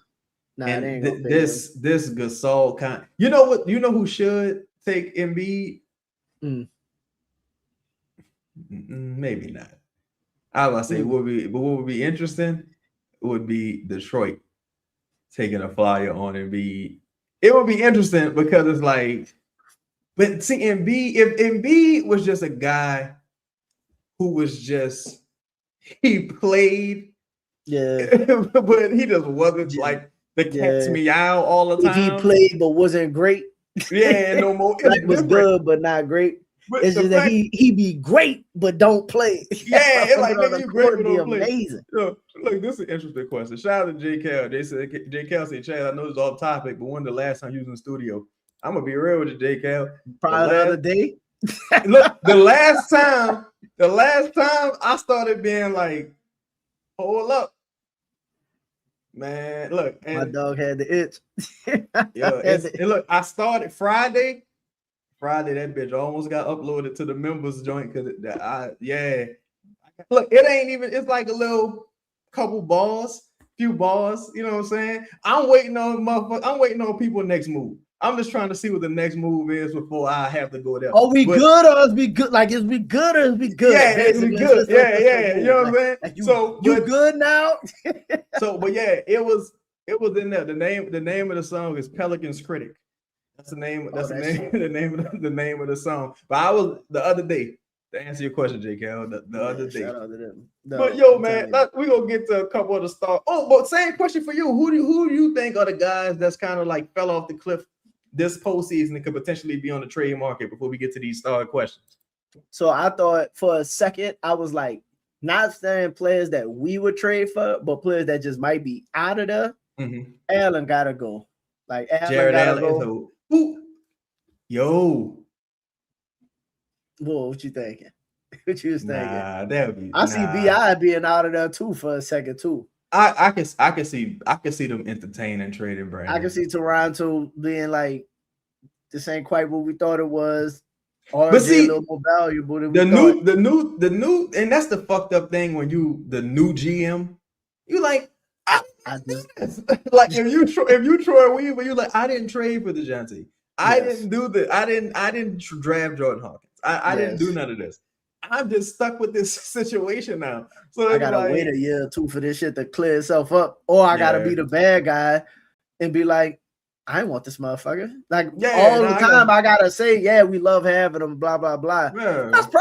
That's it, dog. Listen, if hypothetically, Mitchell don't sign his deal, do you think Toronto look at a Mitchell for Ingram kind of situation? I think honestly, I think Spider gonna try to make his way into wherever he gonna try to make his way somewhere like nice. But I also think he's not gonna find many other locations that could. I don't think he's gonna have because this team to me. They fucked up in certain instances, like with the second unit, because Schroeder been terrible. A couple of guys been terrible, but this is it's not a terrible situation. You gotta step up at some point. Better. And also, but one thing, if I'm Cleveland, I'm thinking real hard about if I'm bringing James Harden back. You're not bringing Harden back. Because I might have to just be like, look, we just about to tear this down. And Harden gonna have a market like out Harden, there. Listen, you can't bring Harden back. You can't bring Harden back into this. If they somehow lose to Toronto, I still don't think they're gonna lose. I think they're gonna win the next two. I think they're gonna win the next two and finish it off. But again, you talk about who you got in the next round. The damage is done. Yeah, that's what I'm saying. Like, they would have to do something incredible in order for this to.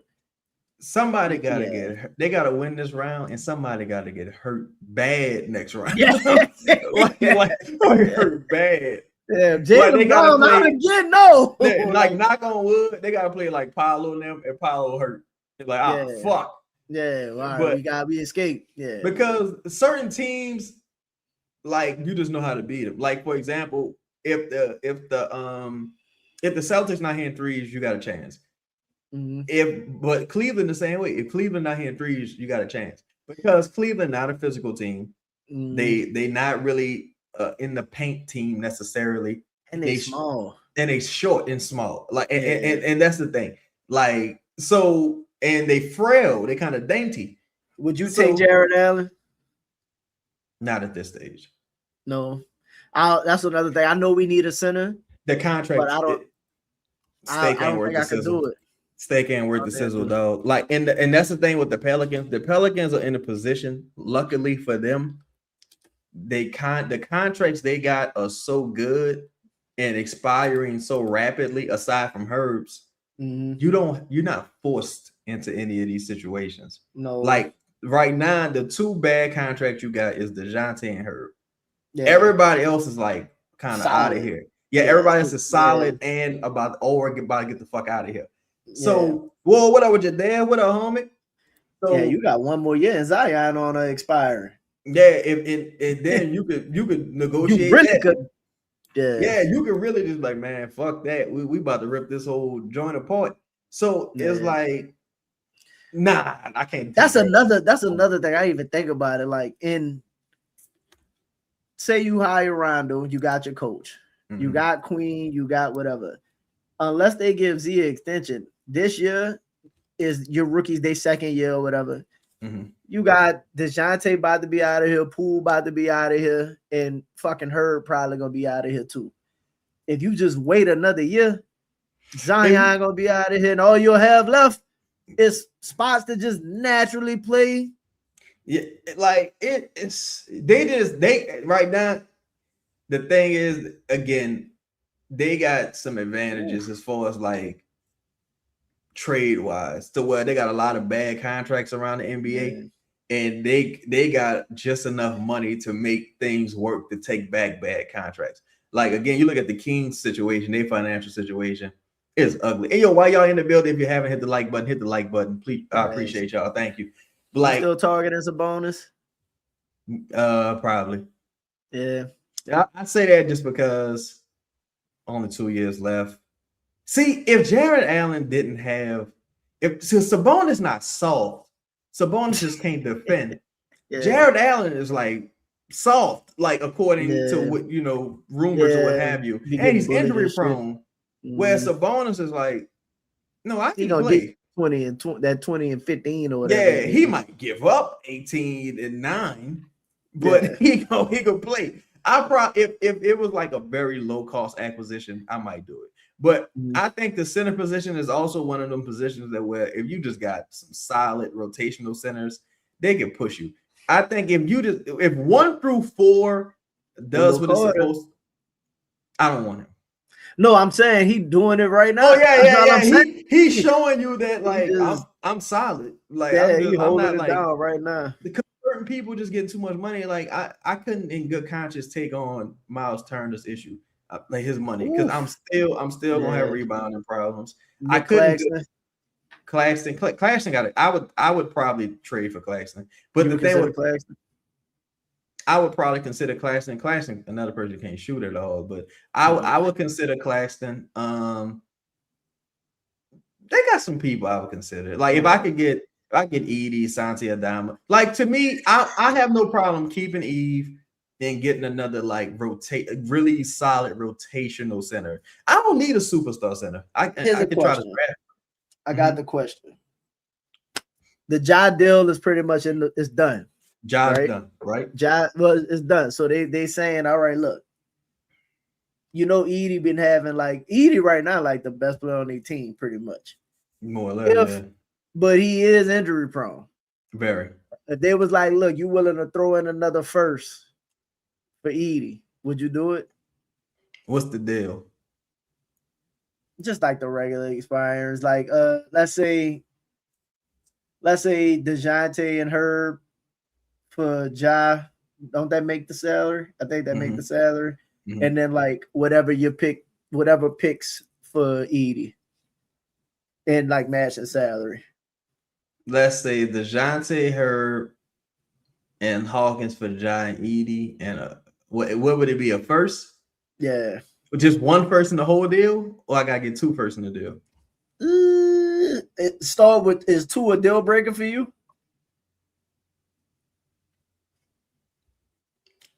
It's not really a deal breaker, but like I say that because Edie never fucking played. But here's the thing though.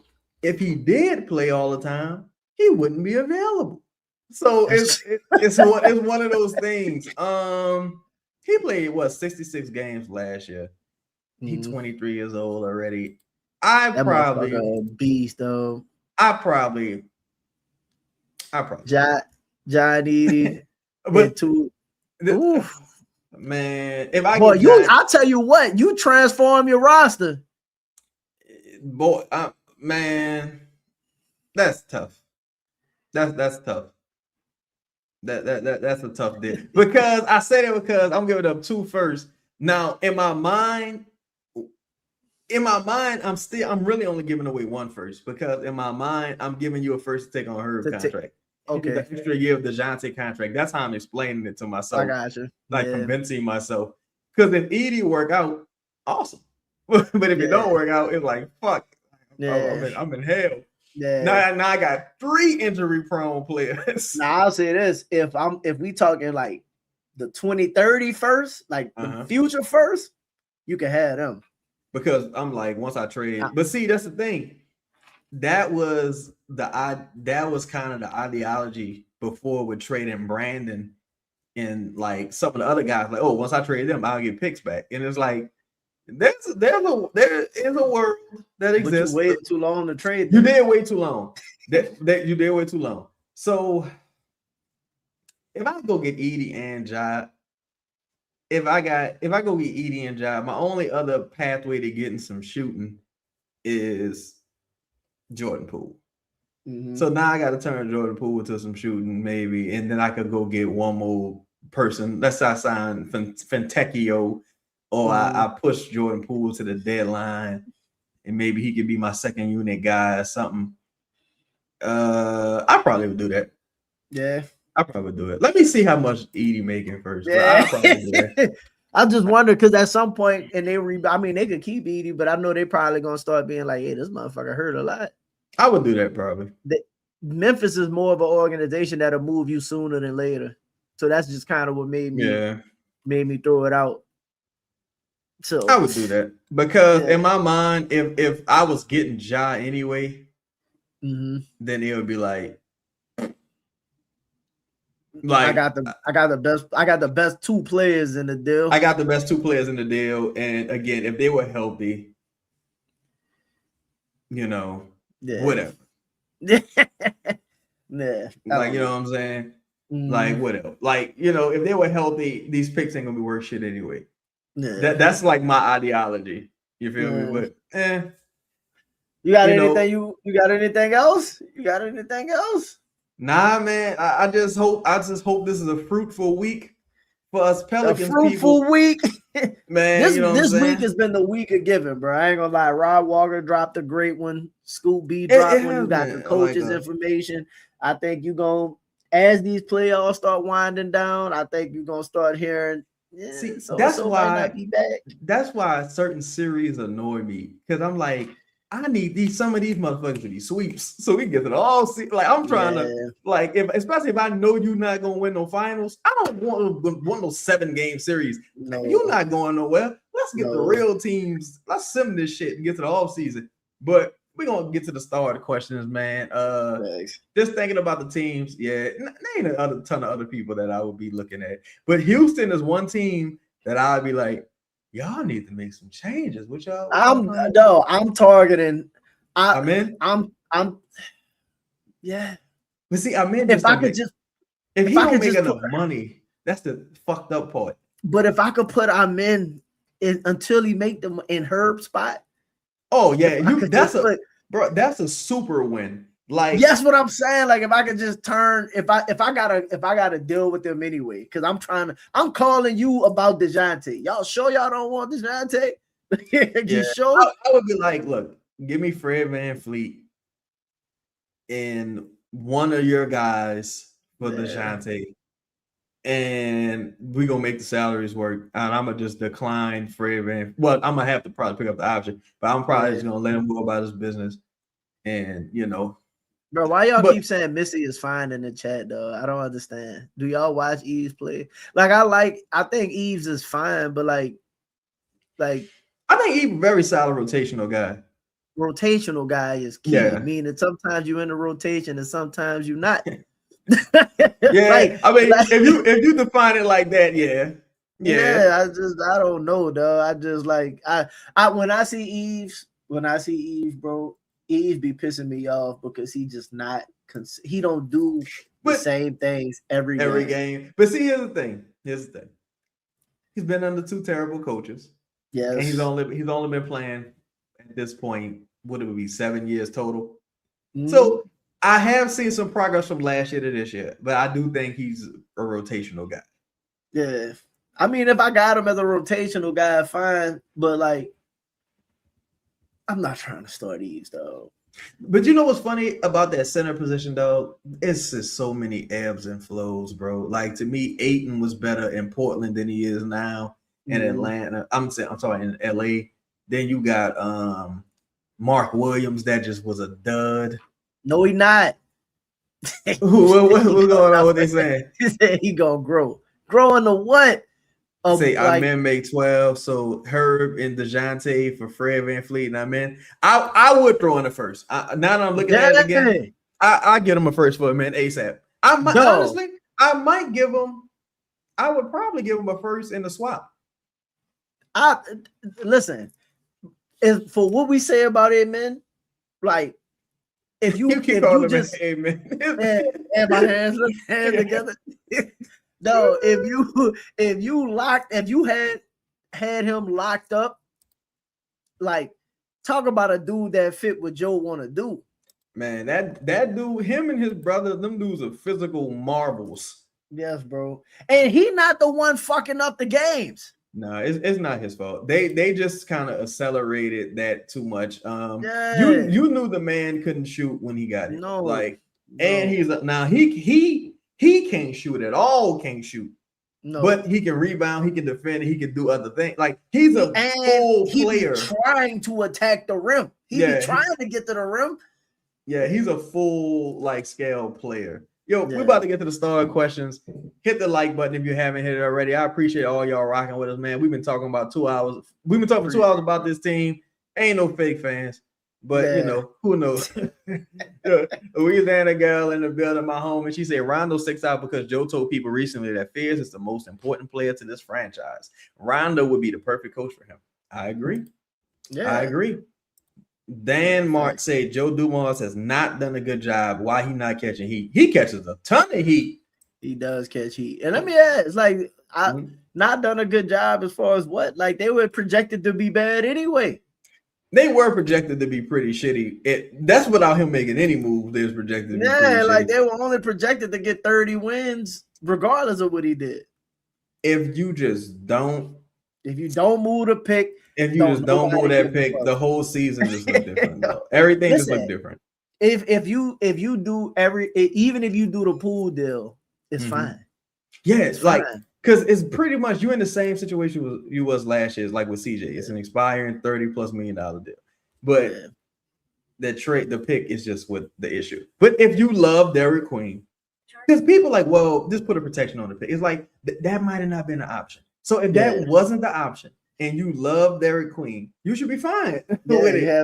Because some people love Derek Queen. No, some people love Derek Queen, but if you're on the fence, then it's like, fuck. Yeah. Like, but if you one of those that believe Derek Queen is a cornerstone in future, and I'm not saying that he's not. I'm just saying if you're one of the people, you're one of the people that's just kind of like, I love DQ. Like I think we knocked it out the park with the pick. Then you're fine. Yeah.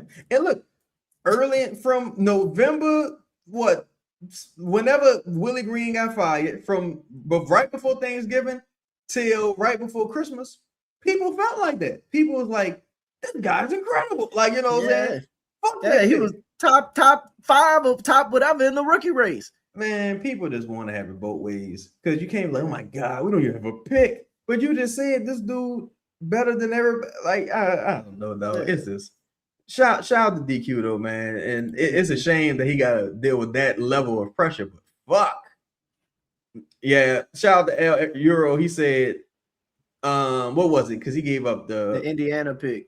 To me, that was the worst trade than giving up the Bucks pick. Giving up the Indiana. Go ahead.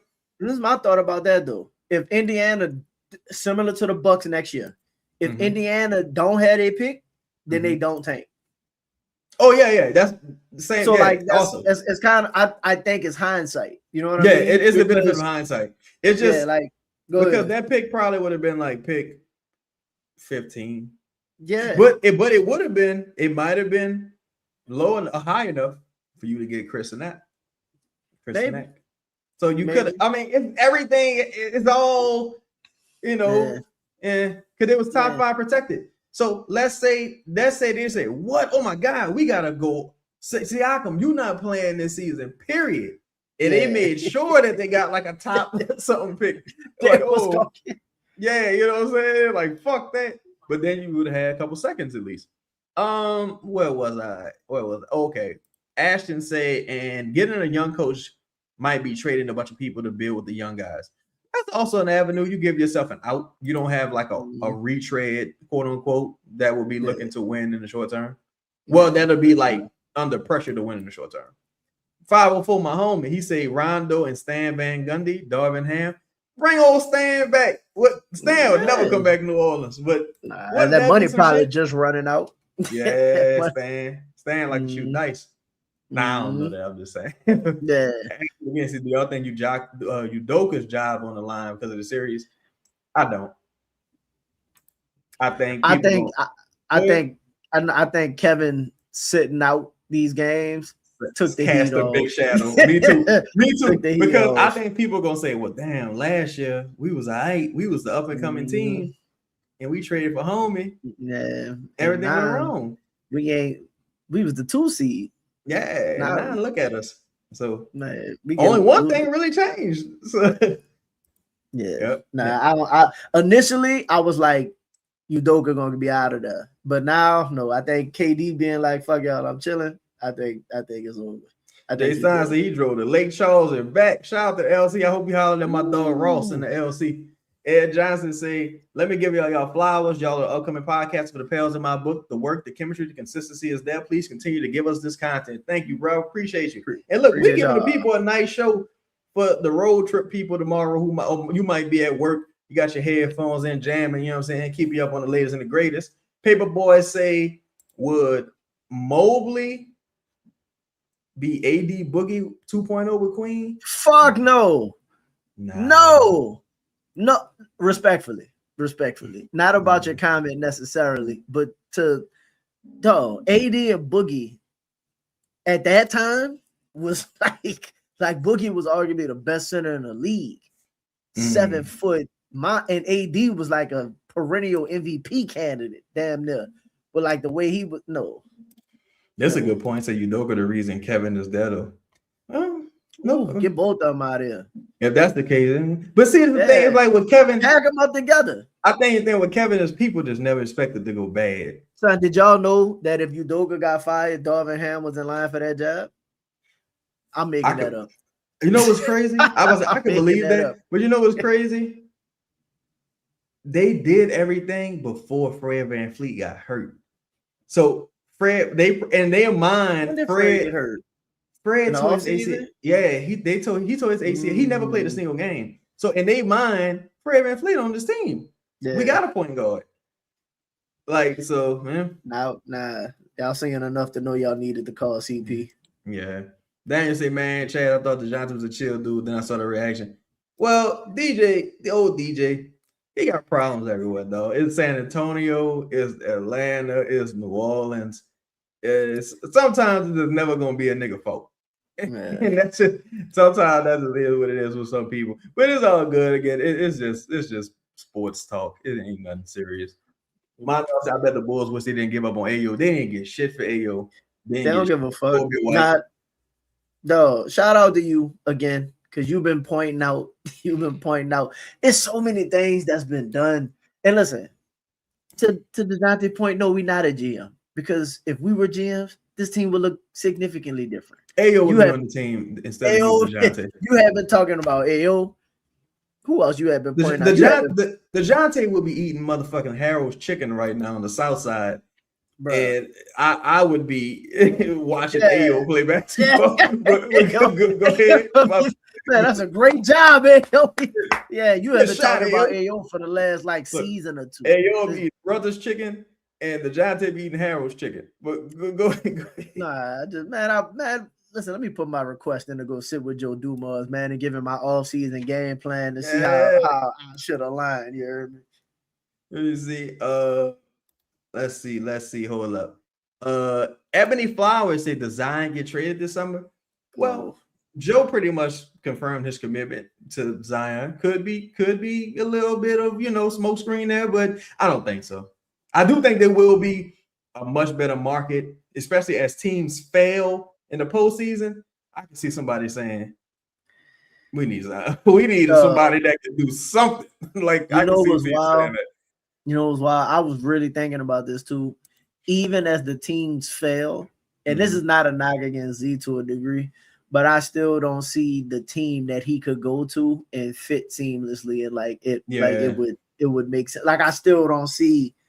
The only team I could see that fit for Z not playing no more, and that's Charlotte. You know what? There's a couple teams that are like looking at it. I can kind of see it. Like I can see it with the Pistons because Cade shoots a lot and men don't really score. My bad. Asar don't really score. Highland, Duran. Zion is not scoring 8 points. Would you do Duran for Zion? Duran, and because you got to give him the extension, but Duran and like Asar for Z? I don't think they would do it because of the money situation, but them two for Zion, I probably would have to do it. Because that's two blue chip guys, and I'm just hoping that they can figure it out offensively. But if it was Duran for Zion straight up, I wouldn't do it just because the money. Like Zion still right, he gonna get so much money, and Zion's still relatively cheap. So that's like Zion only make a couple million more than Jared Allen. Yeah. So that's like he's gonna be making 42 next year. Yeah, and I think after that it's gonna go down. So or stay roughly the same. How y'all feel about Nash Reed or Kobe White? I would like both. Either. Yeah, I was like, shit. You told me we got both. I'll take two of them. That's interesting. They're gonna need a point guard. Do you think you could swing DeJounte for Nash Reed? It's a good question. That's a very good question. Let me see how that's much probably equivalent. Nas around. I think his new deal was around like 25. Let me see. Yeah, 20. Look, 23 million. So if you did something like, I got to see if they're a second apron team, if they can. Them to Terrence Shannon. I would do it. Fucking right. If that money would work, I would do that. Yeah, I would do it. Or I would even take this is what I would do. This is the deal I would do. Give me Nash Reed and Dante DiVincenzo. For DeJounte and maybe I don't know, Jordan Hawkins or some shit like that. But I would do that deal. Naz Reid. And matter of fact, I'm gonna post that later. Naz Reid and Dante Divincenzo for DeJounte. That hurts both. That helps both teams. That helps both teams. That helps both teams. I'm not a GM though, but that would help. That was a great recommendation. I would do that. Yeah.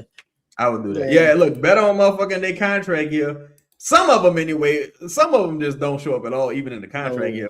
Crazy. No, they be out the NBA type. I'll be on the court biting motherfuckers.